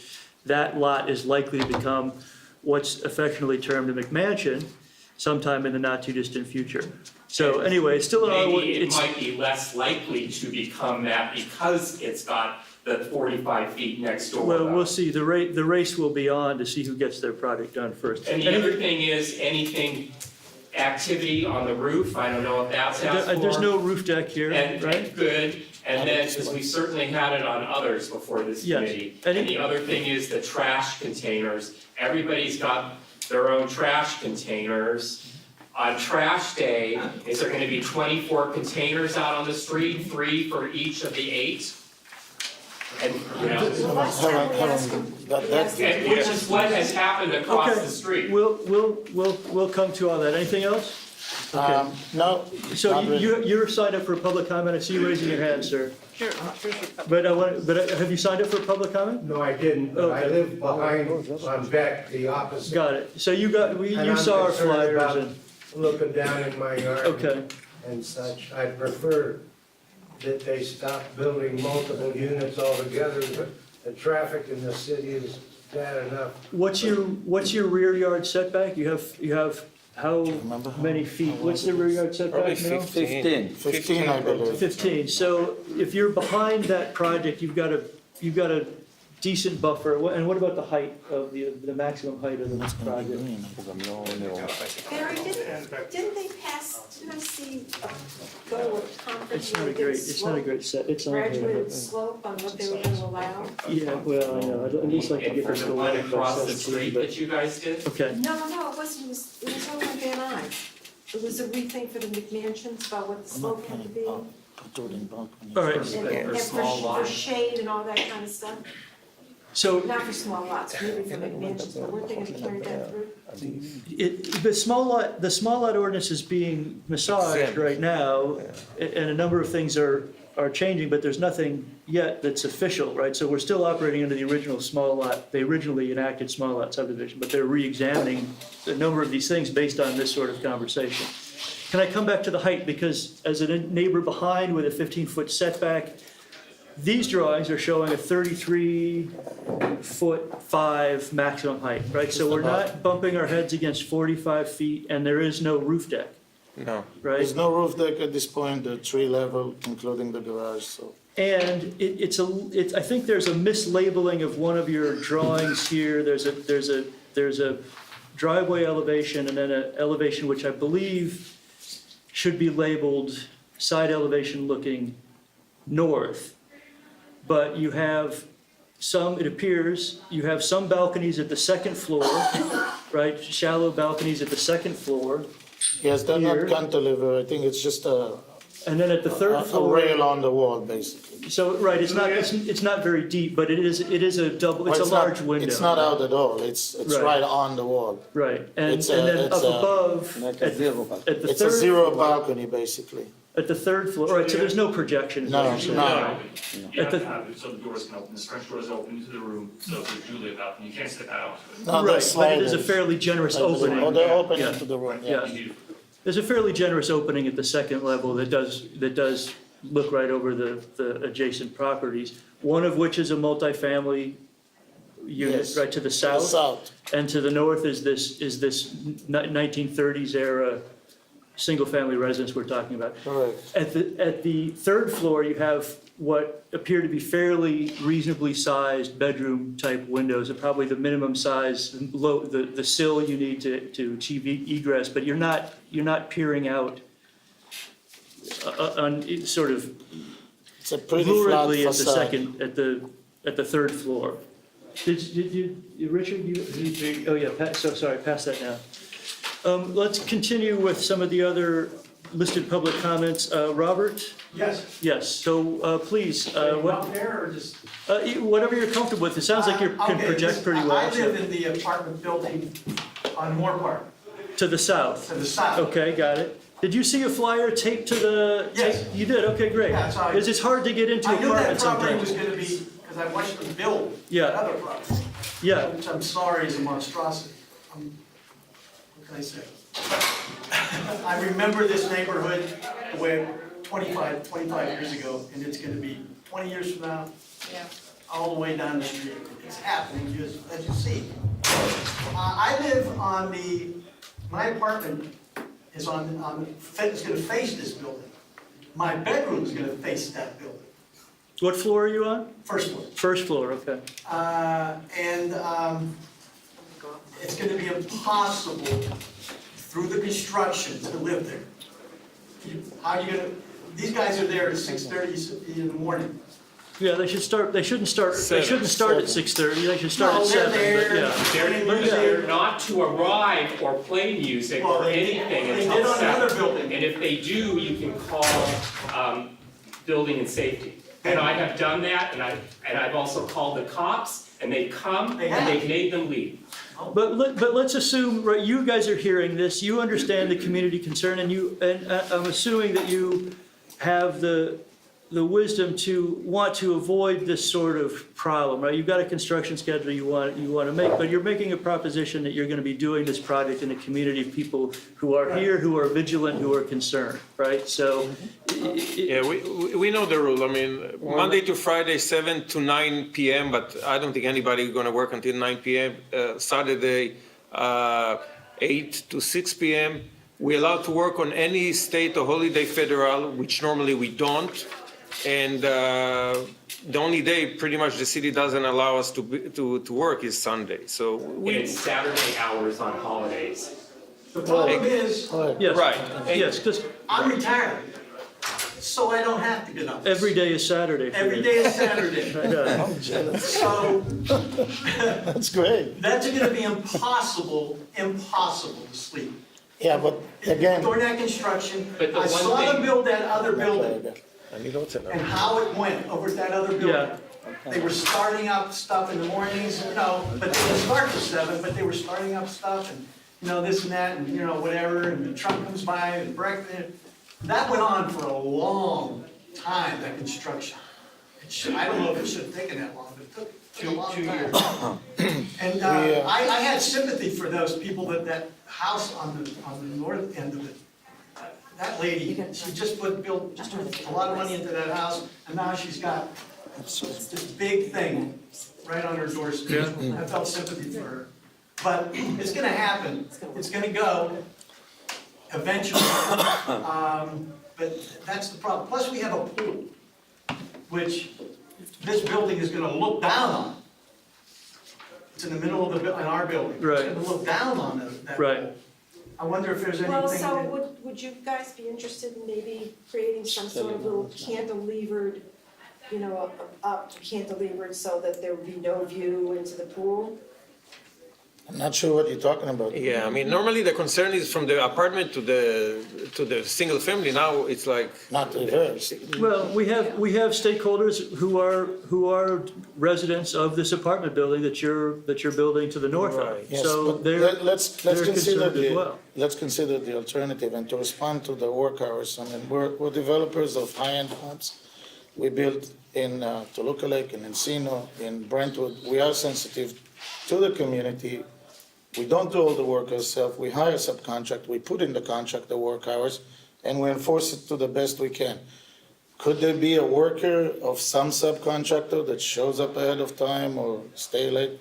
Probably yes, but we will try to do our best to fight those things on the hours. We don't benefit from any And of if you that. give the neighbors your direct phone number, they yes. can call you when the guy is there at 6:30 It will be wearing his posted. radio. It will be. We normally try to Perfect, avoid but that. and you've got to do that with each set of contractors that start coming during the building process. We even above and Because I've beyond. just been through this for So, 6 months. We are even above and beyond, post some signs, Perfect. Okay. to keep the hours and Can I wait try one for a little to, as bit? much as we can. He wasn't finished. Yeah, sorry, yeah, please go Another ahead. thing was, when they were building that other building, I watched them tear down the house and everything like that. I understand the person, I don't know what happened with them. They're gonna build it. And then as they started to build, I like to take pictures of the progress of the building. Right. Very intimidating. They didn't like me taking the pictures. All right, so, They really didn't like me taking the pictures. all right, well, some people are camera shy. What's the, Yeah, exactly. I was on the other side of the street, and they were like, all right. what are you doing? What are you doing? But- Why are you questioning? I Anyway, cannot speak for what the other Well, people and I did. don't- I know. Sunday's a good day to take pictures because it's really But that was the problem. The problem is with the pool, and I'm selfish because it's my apartment right there. Fair enough. And they're gonna cut down a lot of trees there. Well, hey, you've done a tree report of the existing trees I don't believe we done. Did we? for your environmental assessment form. There's usually a question about that. All right, well, that's one of the most interesting points that you Lot of made. trees on that That's a good point. Okay, what I'd like to do is quickly run through the other comment cards so we can see what overlap we have, and there might be overlapping concerns. So I'm gonna call Steve Jones, Jones. Stephen Jones, One okay. concern unrelated to them, but a couple of questions. When do you anticipate beginning for starting the building? It's not up to us. It's still in process. What does your best educated guess tell you? What would you say? Within 12 months, within 18 Yeah, months? within 12 months, hopefully. Hopefully 12 months, but And it what, could be roughly longer. 24-month project? to build eight Oh, no. single-family detached homes. Shorter than that. I hope that we can finish it in 18 months. 18 months, more really. What sort of art you see? I think I So have there's most of it, Spanish that's Tuscan good, across the that's street, fine. what do I you have a contract anticipate? with What's the architectural style? and We're looking into a modern, more modern thing. Modern, so more of a box, even less design. I wouldn't say that. You need to look at the well, elevation. that's partial. 'cause there's more. Okay. So those are my questions to them. One quick question, related and unrelated. So I've lived on the street north of Moore Park, between Moore Park and Sour on Lemp Avenue for about 6.5 years. Every street around us, and I ask for advice you can give me, every street around us has been paved, some of them multiple times. Lemp has never been paved in the 6.5 years I've lived there. The street's in terrible disrepair, especially from a lot of the construction that has occurred on the street, particularly this 8-unit building that took 2 years to go up across the street from where these gentlemen are developing. I've called, written Bureau, Street Services, Public Works, all of them, multiple times. The street runs parallel to the east, Beck has been paved 3 times over the past 4 years. What can I do? And the Has it reason been I think paved or has it been just slurry coated? Because they sometimes do. No, nothing has been done in 6.5 years. No, but the ones, the streets you're saying have Well, they been, kind of, they took up the asphalt. they did a they grind Yes, it and, exactly, yeah, okay, exactly. all right, which is a real And they've repaving. done it from Truce, they've skipped Lemp, they've done everything all around Lemp but Lemp. You know, we've got the school there, a block away, the Walter Reed Middle School, so we've got little kids running around, walking on bicycles. The reason I've been given is that why it won't be paved is because there's an open pending permit. I thought it was a construction across the street that took 2 years, and now I'm finding out, I guess it's their open permits because there's underground utility work that will have to be done. So if it's another 12 months roughly before they start, I'm gonna call 24 months for them to develop the project. We're talking 36 more months out. Is there anything that can be done as you people, as volunteer council or neighborhood council people, that can lean on Public Works or Bureau of Street Services to simply get, you're talking a quarter-mile stretch of one street paved when everything else around has been done? Well, Barry? They're not gonna do it with an open permit. They will do potholes, but that's all you're gonna get until it's Yeah, done. that's done nothing. I can answer that Council office. with 99.9% He's the certainty. chair of the transportation committee, it's his jurisdiction. So the answer is that we'll wait another 3 or 4 years. But you certainly should call for any kind of patching. Yeah, I've done that. It doesn't, and that lasts for about 6 months before it Yeah. gets chewed back up again. I've had the same problem That in would be front my of, request of you gentlemen. I had the repave the same, street. well, we cannot get involved with that, that's city property, but I had the same problem on right in front of our office, and it was a long time as well, but I put pressure on the council office, and at the end, it took a long I haven't time. done that yet, and the council, And it worked. I'm a general contractor, licensed kind of, so I do single-family development, and you're right, leaning on the councilman's office is generally. That's the only way, But at with the the end, we open got it permit, done. as this gentleman stated, they. But if they you might- start now, he'll have it on the list to be done almost immediately when they're finished, at least. I was If you do so nothing sorry. now, you'll wait another 1 or 2 years when they're done. Well, and then another permit could open in the meantime. I mean, Yeah. just the way things are, is there a street That's without what's an open crazy, permit? Well, it's not just that, the house Well, it adjacent has to to a be underground property is in the utilities process permit. of. I mean, it's not just any It's gonna permit. be Oh, built, the it's tiny gonna be mentioned. permit. It's work that And that's affects the gonna be a street, problem. like a new sewer hookup or Yeah. things like that. Right, So but there's still a most- single-family most home there, nothing's been constructions done at don't this have point. that? No, but it's gonna Most be an developed open single-family permit very lots are soon, not gonna that's be. what I'm saying. They're is- gonna tear up the That's- street to put in a new sewer The line. permit they're referring to, I think, is And public the good utilities. thing is, this is the last of the R3s Exactly. that will be developed between Moore Park and Sarah. Right, that's They're what- using it as an excuse, because there's budget for these things and Well, it they needs are to and be they're done not. twice. The reality is, like I said, I thought it was the project across the street, when that was completed, I was surprised to know that it's an We open can try and permit. talk It's to- because you're gonna do underground utility work, correct? Well, Just like you did across the street? partial because he's already done most of it. So we just need to tie to this. They already brought it from the corner of Moore Park all the way. You have to open up the street and go across. Well, yes, of Go out, course, right. but a very short distance in lieu of going all the way to the. That's the issue. There's, I had asked. Yeah, but that's a small Do you patch. anticipate coming back here with designs like that? Of what you're trying to build? Eventually, if they request Go it. out and Oh, go yeah. to the right. It's like the western. All right, can I call, Fit in on your No, that's, like I said, what's Do you want across to the street, take, not do you that want bad, to that's interrupt fine. and take the Yeah. phone number from them and just Why let them? are they ready I've to, got the old list, let me just see if there's anybody else that isn't on. yeah, if they're waiting for some interaction Waiting with, to give you. with us. Yes. And your email so they can send you the. They have, yeah. You have Richard's You email, have my so you email. can mail him your contact list? And when to Richard? Yeah. Yeah, Sachiko, we've communicated, yeah, and Sherry's also I have too, so, and maybe one other. So I think we're probably in pretty good What's your shape. meeting time? Monday, 6 o'clock. 7 o'clock. Monday, 7 o'clock, okay. And you report back to Richard via email. Well, thank you for your volunteers. Thank you. And thank you as well for showing up and participating. I mean, it would be kind of boring without you guys, so. All right, Just one meeting thanks. like that would be good. Can I call on Hovsep? Yes, I'm gonna be the manager at the 11545 Moore Park multifamily apartment building. Oh, okay. Directly behind. To the south or to the? south. To the south, okay. So Robert brought up a lot of the issues, who was speaking, who lived in the same unit. such Okay. as Like the construction timeline, how long it's gonna take, and also the starting time, how it's early, it's gonna be 3 years, I guess, to get best estimate. The biggest issue I have is the pool is right there. So it's gonna be directly by our pool. So I was wondering what the height is gonna be and the effect of the shadow on our pool. Because it's an outdoor pool that's used by a lot of kids in the building and pretty much everyone. Well, you are to the south of this project, right? So Yeah, very, 11545 Moore Park. and so. Early morning and late afternoon, you could have some shadows from it. Yeah, you have to do In a. the summer. Do you have to do a solar Not- solar report as a part of your environmental? You asked to be doing, to do a solar study?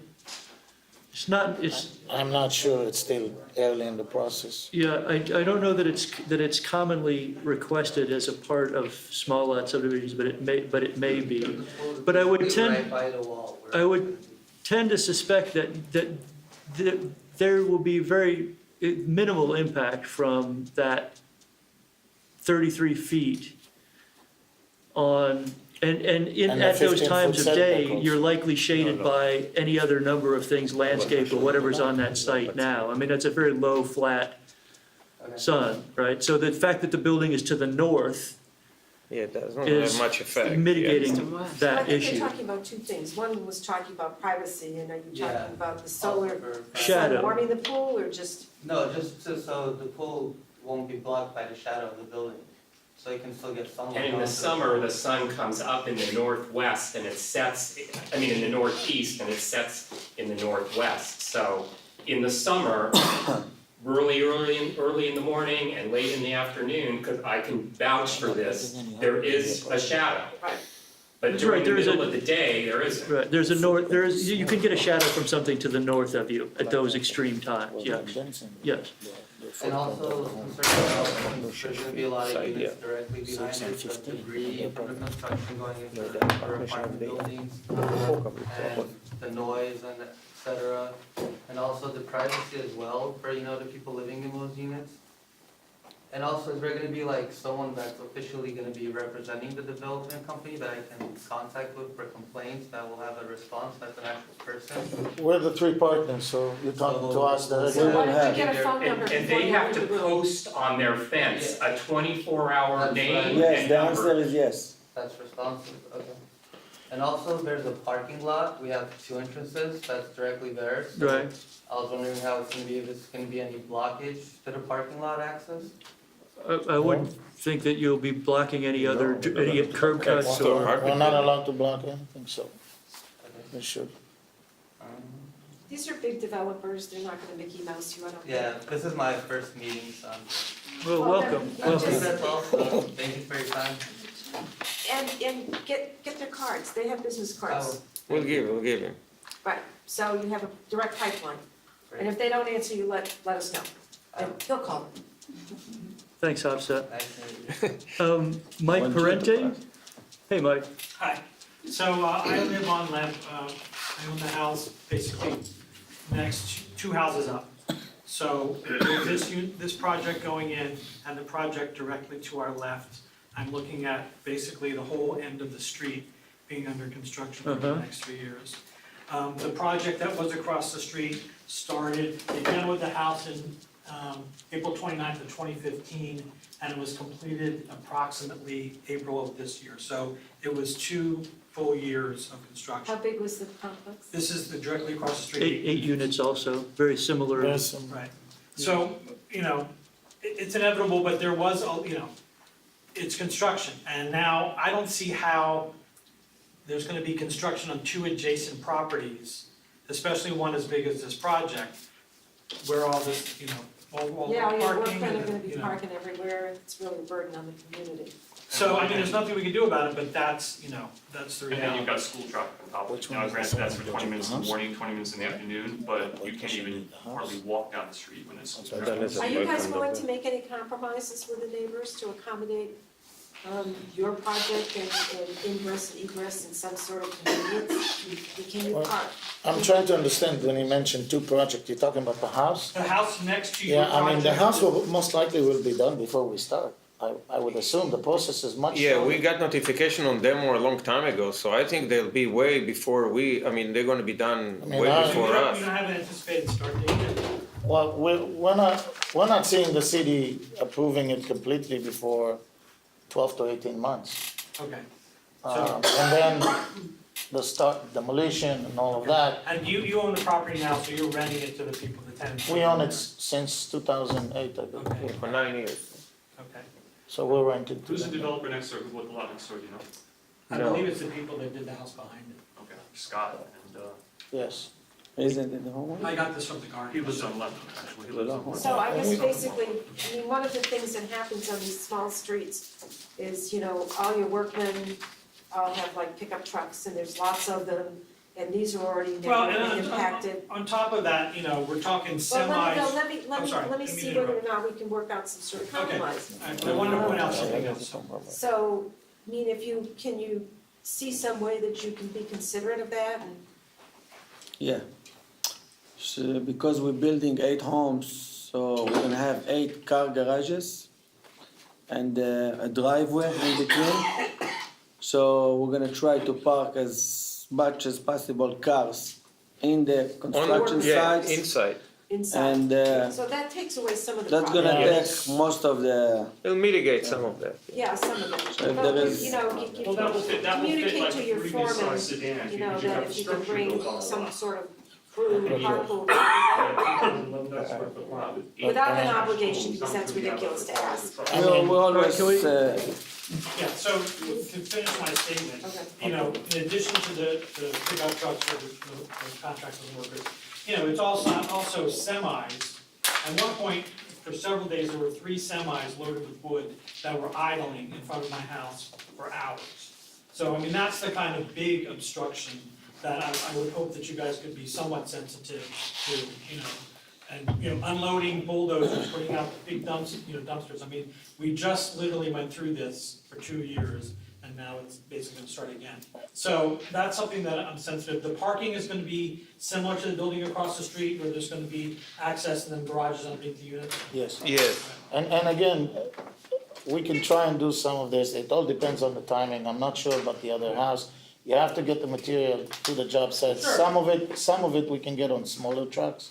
Some of it has to come on larger trucks, but we can restrict the hours of offloading, not early in the morning and all of that. But again, and no mean to take this out of focus, but if this was going just by right, you would have a 3-story apartment building over a subterranean garage. I think you would have a little more traffic and more materials going on. So we will try to do the best. Like I said, we build high-end custom homes.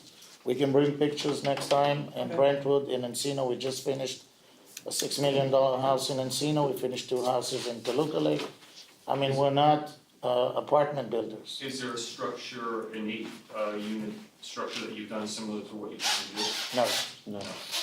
So you've only done single family, one single. Mostly, yeah. most of the time. So, And the other thing I wanted to touch on briefly is what was mentioned earlier, which is the trash pickup. Because, I took this picture of the building across the street. This is double deep, so there's 2 cans here. Literally the amount of cans, would basically take up half the block. So if we're having that across the street, if there's no provisions for trash, basically on trash day once a week, the entire street's gonna be cans from the 2 buildings. So I don't know what you can do about that, but this is, you know, We've had this is other- basically what it was yesterday. As you can see, the building's only, I think, half rented, and it's already taking over most of the. Should be common trash. No, yeah, what we've done in other places is the developers have put in places for dumpsters, and that the dumpsters have, you know, the trash has been taken out in big dumpsters as opposed to a million little cans. But if you, that's with foresight, you can do that. But you are governed somewhat by what sanitation, the LA Sanitation Department wants you to do. That is, there's a transition away from those Right. dumpsters now to the Stinger operation, which is a little forklift that can pull out dumpsters Yeah. from the small lot. This is when the homeowner come in, so. So, but you will be that will be at the discretion of the sanitation department. Exactly. Yeah. And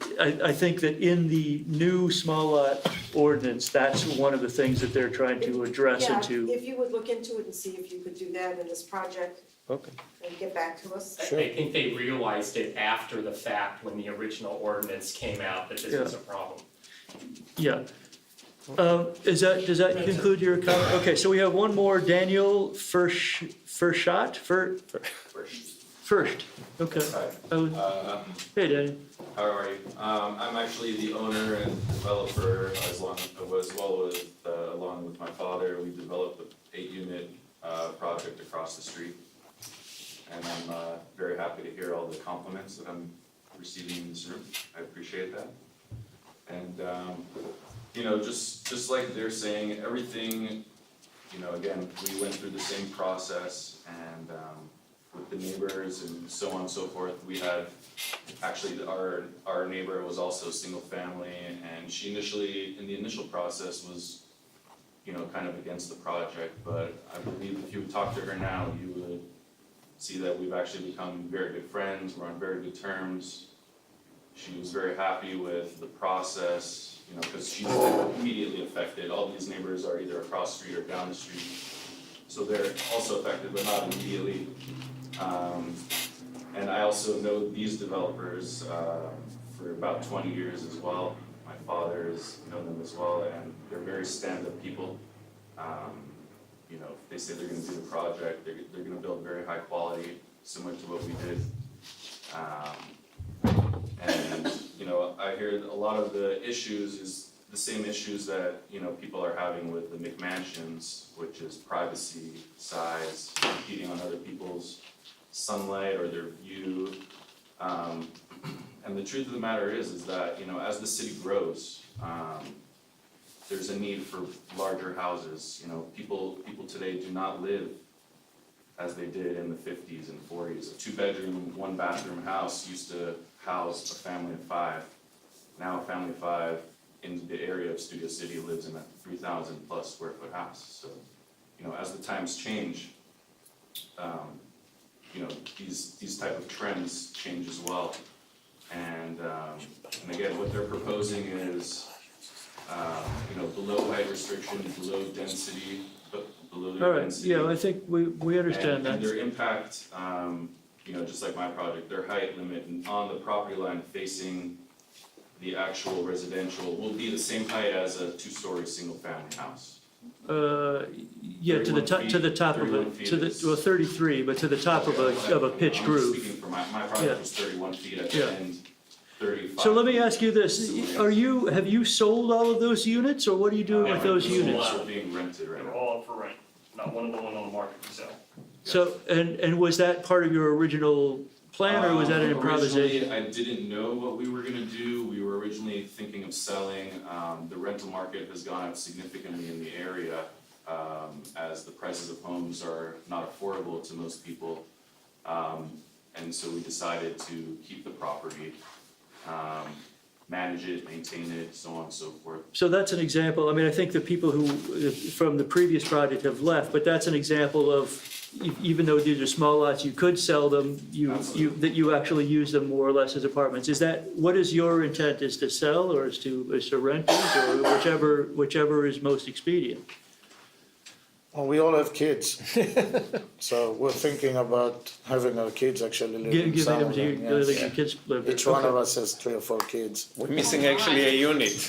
We're missing one unit. Because we have 9 divided kids and evenly. it's only It's 8. interesting, though, that the city told us when this all started up This was so people who couldn't afford $1 million house could own a small house, and they were all to be for sale. And it's just interesting how that's all changed. Well, you could put a normal house for rent as well.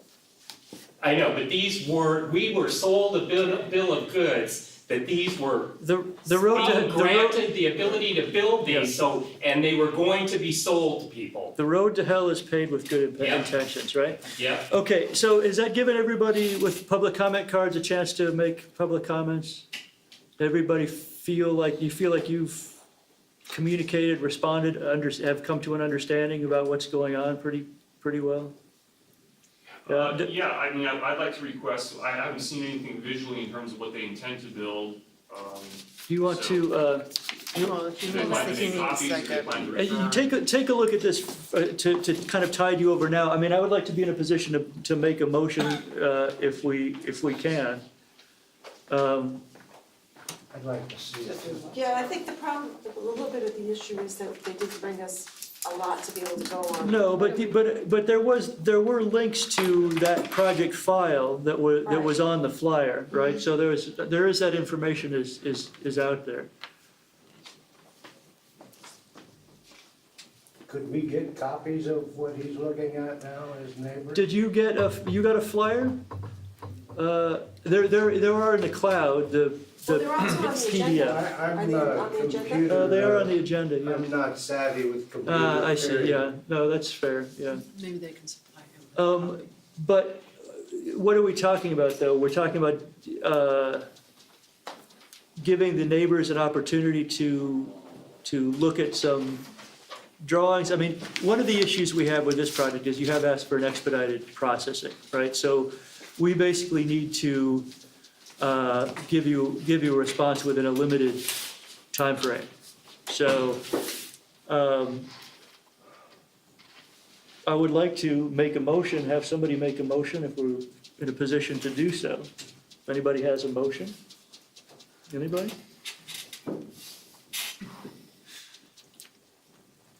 No, all right, well. No, we don't have to take action, we can make no comment, but we can ask for We need to see more, right? some additional time. Yeah, we don't have to see. What's that? We need to see more. Well, what do you, so let's enumerate what we want to see. What do we want, what do we Landscape expect? plan. You know, I mean, I can barely read this. Yeah, I know, it would be, Not that bad. it would be better at 11 by 17, but. So we're hearing that people want a little bit more information, they want to have a better understanding of what's going on. So how can we I don't address think that we concern? arrive at that point even. I mean, it's very early in the process. We haven't started any landscape plans. Right, The plans you're looking at are the plans, but they're very preliminary also, just for the process of the city at this point. well, then can we get in touch with with May Sirinapwansagan, who is the planner, I believe, assigned to this expedited case, and ask for an extension of time to respond to the expedited processing request? What, I guess, a little of the question is, if this is not the final, then if we take some action on what it's not actually gonna be, then it's not very productive. The question is, if it's an expedited hearing, don't you need to have stuff that's a little more congealed by the time you go to hearing? We can talk to the architect and see what we can do again. We will. Don't you need to give the city something something that's gonna stand up? I mean, you guys can, certainly, but. That's what they requested, and that's what needed for that stage of the process. Could you just bring? We're not in plan check yet. We're just in the early stages of the project. Even though you're not in plan check, can you just give one complete set of D-sheets? Just one whole set, Of what? D-sheets. Of full-size drawings? Yeah, that can be. You know, on the table, we can all look at it. Sure. I'm not asking you to make 20 sets, I'm just saying basically. We can print a few sets S and E's, of the full size. everything. Yeah, we can print it on a full size. Okay. All right, so, But we still had up in the air the tree report, right? And we have to do some query on the dumpsters. Well, I don't know that the dumpster issue, sanitation won't give, until all of these advisory agencies are in, you won't necessarily have an answer on that. What we're asking though is whether or not they would volunteer seek to make those kinds of arrangements with the Department of Sanitation, so that it's not a million cans out there. Right, but sanitation still needs to, they need to Make the approve Well, I'm that. asking, we're Well, just these are- asking, will they make a representation that they will Yeah. try to do it? I'm not sure what we can do about it, because again, these units are owned individually. You're asking them to now share.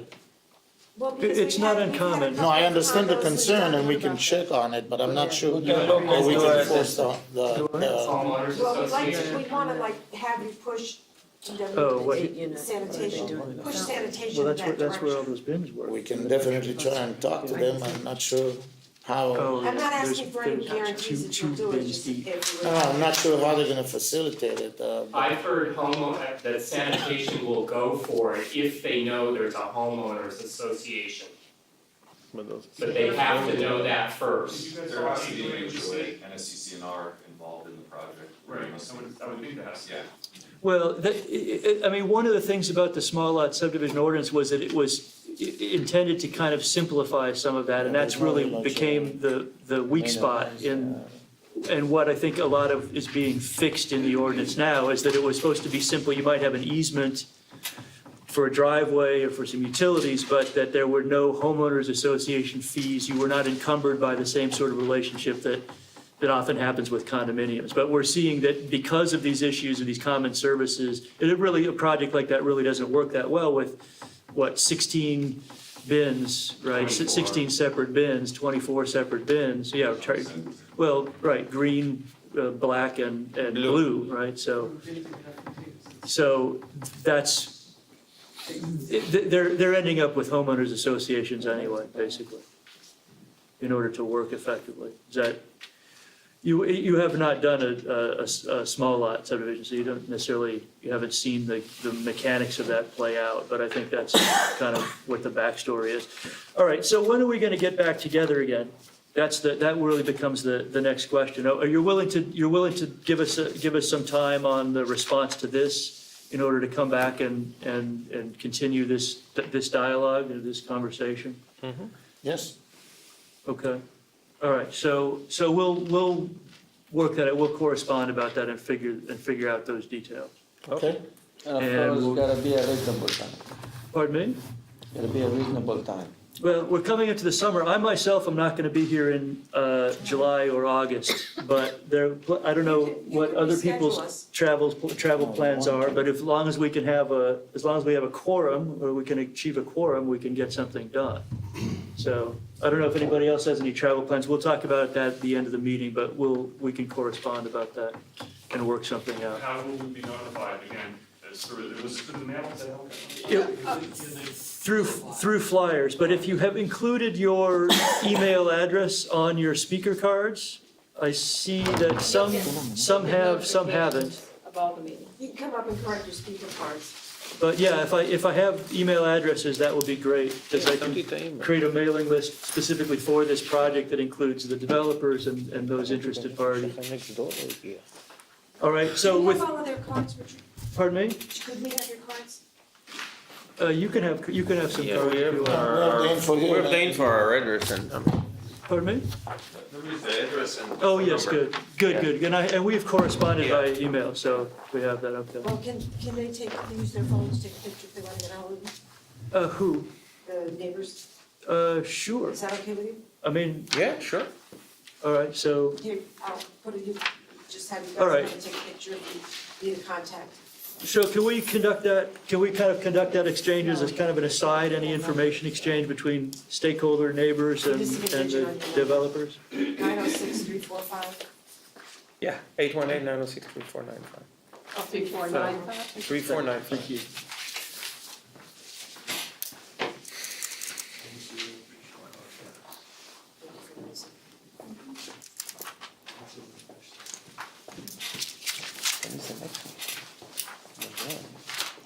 Anything else? So You look like is that you, number one on our No, agenda? when is your next, where's the next, When is the next meeting? Oh, we meet the second Wednesday of every month. I see. So, assuming that we can get whatever information out, you might be able to come back Yeah, in July. okay. We'll make an effort. Okay, sounds good. Try to make an effort. Correct, at 7 PM. Okay. You can always jockey our dates. Yeah, sure. Right.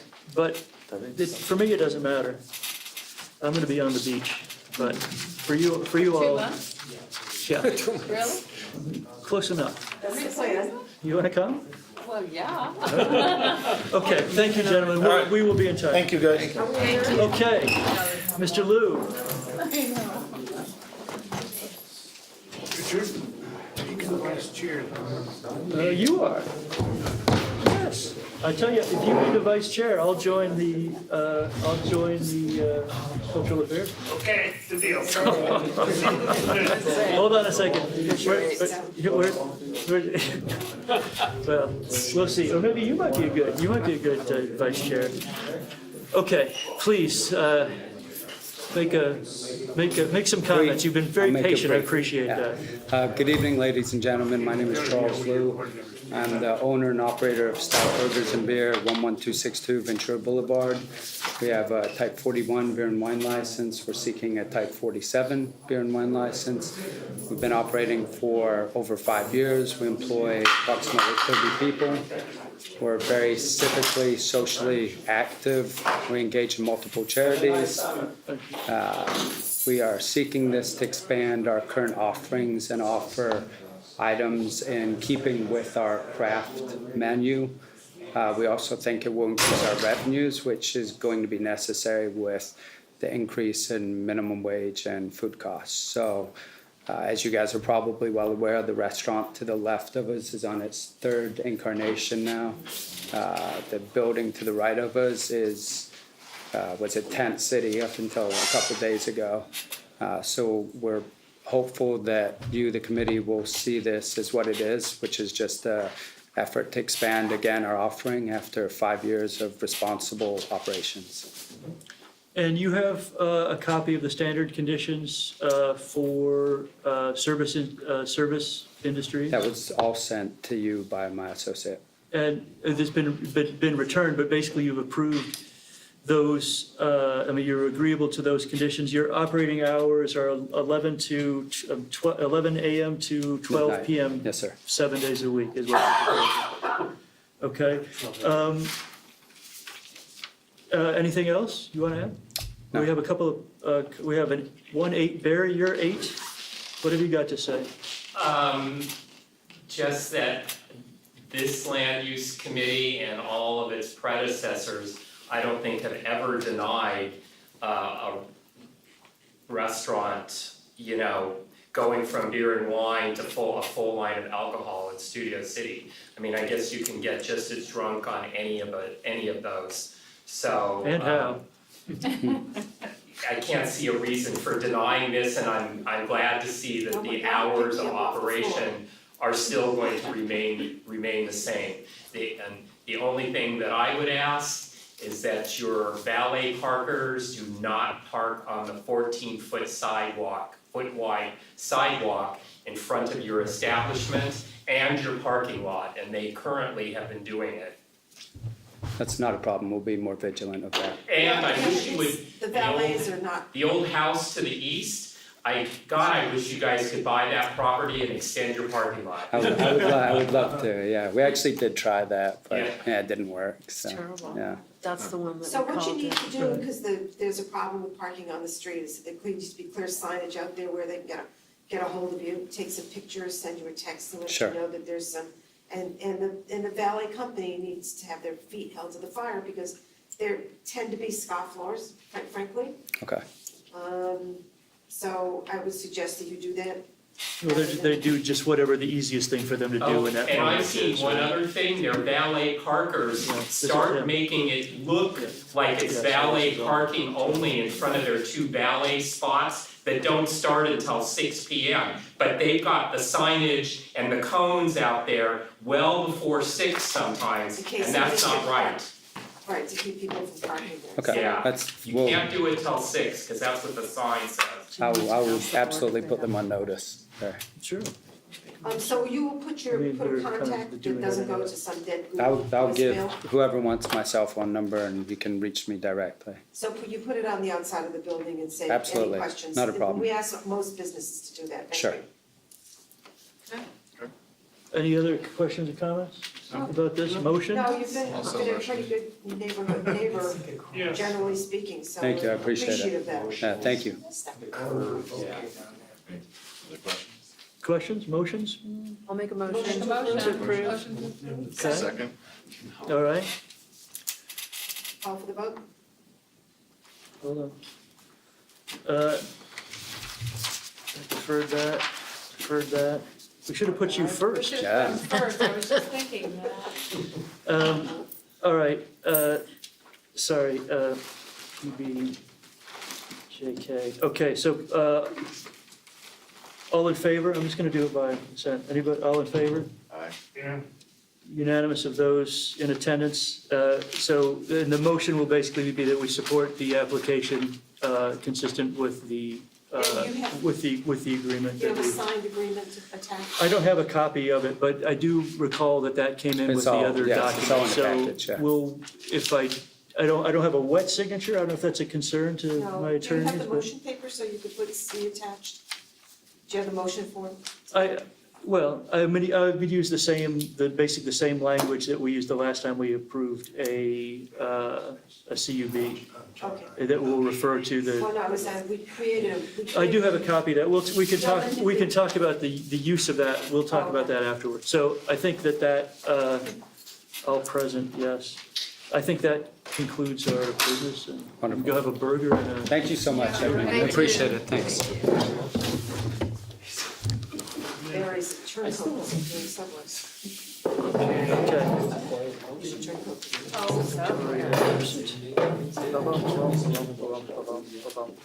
Okay.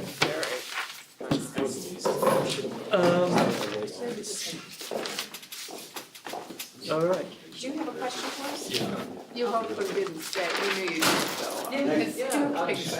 She would. I know, I figured, it is interesting, isn't it? If you want to volunteer, you're more than welcome. Okay, so let's come to 9. Richard, do you want to talk about the,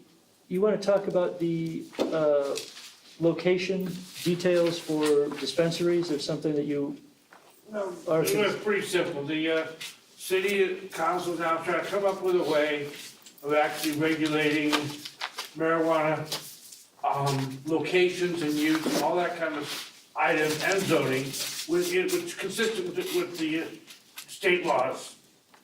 And Who's going to enforce it? they'd like to have our input. I'd like to give them input. You know, I'd rather not have as many marijuana points as we have Thai restaurants now. So, Well, wait a minute, didn't Rita's committee has been working with the marijuana stuff, so why would? It's a special meeting tomorrow night at 6 for Yeah. just that very thing. Oh, so. And are you going to attend, you're going to attend that meeting, Richard? And I share attended your the meeting, concerns? basically, I just wanted to have the spirit, the voice of this committee to tell that committee. Right. Well, no, I don't think we need to do that, because this committee originally worked with the dispensaries, and we had a whole list of stuff we wanted. Where's that list? Oh, God. Right, well, And that was worked out in negotiations with the dispensaries and people in the community. And I we think spent you like can 2 trust Rita. I don't know anybody any more thorough than she is. Right, but I'm saying this committee's already done it, and we put out a written document saying what we thought the restrictions should be. Was it available online? No. Are you asking me if I have it online? No. I'll write myself a note. Okay, we corresponded briefly about that. I mean, the limitations based on 800, within 800 square foot of a school, of a church, of a park, of another dispensary, I mean. The hard number they already have. I'm just trying to get a spirit of the committee. Here's the spirit of the They're gonna committee. take care of it, Treat Now, what it, treat they've it done is like, they've- excuse me, I would say it should be treated like a CUB, right? Where when somebody opens that type of establishment, they want to sell alcohol, they want to sell weed. That they make the application, it's apparently, as I'm reading the documentation, the zoning administrators gatekeeping the process. And if it comes to us, then we can come up with our standard conditions, like as if it were alcohol or some other use, and we can review and have the kind of outreach and contact with the. I think the most important part is the where, not the actual operating rules that can be covered, I'm sure, ad nauseum by the city council ordinance. Well, What makes it special for a studio city? yeah, no, but I also think that the most important part is they're now collecting money from the dispensaries, grand theft go. And I would not want that money spent on 16 lawyers noodling around with shall, will, have.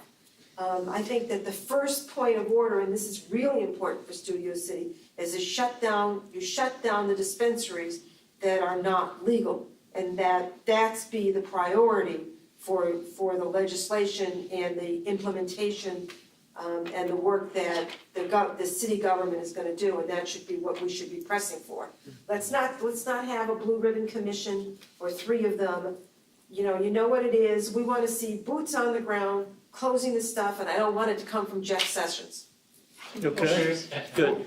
For the units that were already officially signed up in time, going way back 50 Right, and I think should they have the preference? our problem, Studio City's problem, is we have all these gypsy dispensaries. But they're not, I mean, the dispensaries for medical marijuana and the approved vendors for recreational marijuana are 2 different things. They're Right. gonna be in 2 separate tracks. So whatever the pirate dispensaries are now, they're not, I don't think they're suddenly gonna become legal when it's They're not legal gonna to sell. become legal, Right. they're not gonna become medical legal, but they'll probably be trying to become recreational legal. And what I'm saying is if they're not supposed to be near school, they're not supposed to be near one another, the first thing I want them to do is I don't want them to spend time, having commissions and meetings and all that. I want them to just shut those puppies down, because we have too many of them.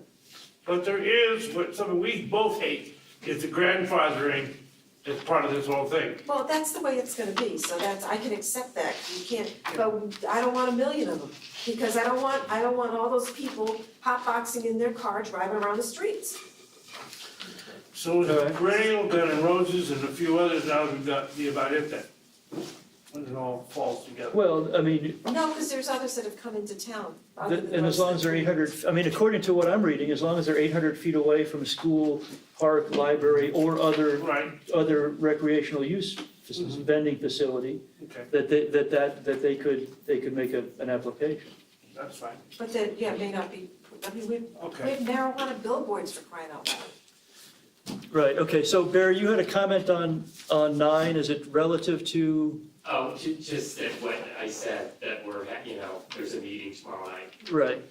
Yeah, no, I mean, Richard wanted to talk about it, and I appreciate that, you wanted to get the pulse of the committee. And so is anybody else have any pulse to add to that? Okay. Motion to adjourn? No, not quite yet. Very quickly, but I did, I don't have a report from Bank.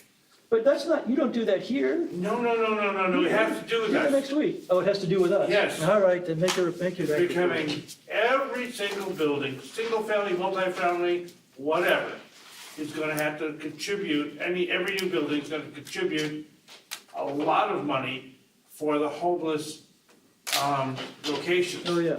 This looks like it's gonna be very, very expensive, and that was the feeling at the meeting, that it's just too expensive to go well. That's interesting, and there was another one that I think Rita was going to try to wrap her mind around, or the committee around, were those fees that are going to be sucked out of commercial and residential construction projects. Even Habitat for Humanity. Yeah. But I mean, it's interesting Everybody. because if anything, we're a kind of a slow growth committee. Can I make a comment here? Sure, yeah, why not? I'm obviously not, I'm local now, but I'm not from here. It's a very interesting point, is this, and I've no vested interest in this because I'm already a homeowner. But having done construction in the UK, they've got a process called Section 106, and it's exactly what you're talking about. So they've got to be very careful what they wish for on this, because there's two elements to it. There's one, per new dwelling constructed is a contribution to schools, and the other contribution is to urban green space. And basically the developers can say, well, you know, I know I really want to put 15 here, but I'll tell you what, just tell me how much the contribution is to schools, and I can put 30 here. So that's what's happened. It becomes a state-sanctioned, upfront fee for building more than they should. And these fees are supposed to be ring-fenced for expansion of the schools and creation and maintenance of urban green space. The reality is it goes into a general fund and is lost. So what you get is, again, I'm from England, I'm sure you've probably been there, you know, everybody's stacked on top of each other because of this. And again, I don't mean to interfere with the committee, but be careful what you wish for, because that's what's going to happen. Because I hate to say it, it's a process that gets manipulated, and it becomes writing a cheque to get 20 or 30 where 10 should really be. And it's been very interesting to hear the participants here in the audience and their concerns. And forgive the comment, I don't quite mean as it sounds. It's a lot of not in my backyard comment, but the reality of it is these things affect people. And there's two sides to all this. You've got the developers who are trying to make money, and I'm sorry, I don't know who it was on the committee that said that this thing was originally for creating creating homes that people could afford, and yet now the damn things are getting rented. So it's not actually doing what it set out to do. And then with the addition of these fees that Mr. Niederberg's mentioned, it's going to get worse. Well, what happens is the city has these grand schemes and they want the developers to build in a different part of the city. And then we wind up getting saddled with these plans that are not designed for this kind of a community. And when we try to opt out of it, we just are never able to do that. It's a good idea. They started doing this in other parts, not the city, in other counties and stuff and it worked out well for people buying, you know, 2-car garage, a couple of bedrooms. But when you bring it into this kind of an urban setting because of the price of housing, it just doesn't work. And we can't get the city to understand that, but we are working on community plans. Please don't misinterpret what I'm saying. I'm not advocating for it. I'm saying that these fees that they've done, I've seen it develop over the past 17 years in the UK. And it only ends one way. It ends up with, and again, I know you've got height restrictions here, but, well, I'll tell you what, we'll make a $150,000 contribution to urban green space, and instead of 4 stories, let's do 6. And I know you've been talking about the grading, but everybody's dragging their feet because nobody wants to do it. And I sound really negative and militant about it. I'm not. I've just seen it. I'm from York, which is a very old city, and they've worked very hard to stop this kind of development in York. And I hate to say it's a losing battle. If it's not for people like yourselves doing this kind of thing, more of it would happen. But Well, these, you know, We're looking for volunteers to work on the community plans, are we not? I've got no problem volunteering. The problem I've got is I travel an awful lot, and I don't want to be that guy that's never here. So this is our shot. We've got you now. I was gonna say that I would work on a community plan, but only for the hillside. I don't wanna do the flatlands. Maybe you'll do the flatlands with me. I don't mind. I couldn't be part of the committee and Yeah, actually it show wouldn't up be regularly. something But like this, I can certainly yeah. contribute some time and some effort to it. Yeah. I'm quite amenable to that. Yeah, that's a different thing than Yeah, this. yeah. It's not. I just can't commit to being here. I'll get a call tomorrow and I'll be gone 6 weeks. You know, and it's not something I've got an option for. So, Sure. you know, and then I'll be that guy that's never at the meetings. All right. But we can track you down with Skype. Well, thank you for your. Well, that's fair. But I don't mind contributing some time, but I can't. No, but thanks for coming today and No, for it's- sticking it out to the. I mean, you're here to the bitter end. So Yeah, that's. no, it's interesting. I do appreciate the fact that you know, I came kind of cap in hand a little bit. But it's interesting to see how the machine works. And thank you. It tries to work. So- you know, nothing like that. Thank you. Did that give that Yeah, people to think my that concern was, it's going many of to the- chill construction? It's going to chill was development. that it's gonna chill construction, And it's gonna hurt the worst, the low-income people who now won't be able to afford when they have all of these many thousands of dollars added to the cost of the property. Maybe you'd have to put them so they won't get the loan. So I did want to talk about this, but we can talk about this as an aside, this particular I don't document. think you circulated it to committee members. I just got it today.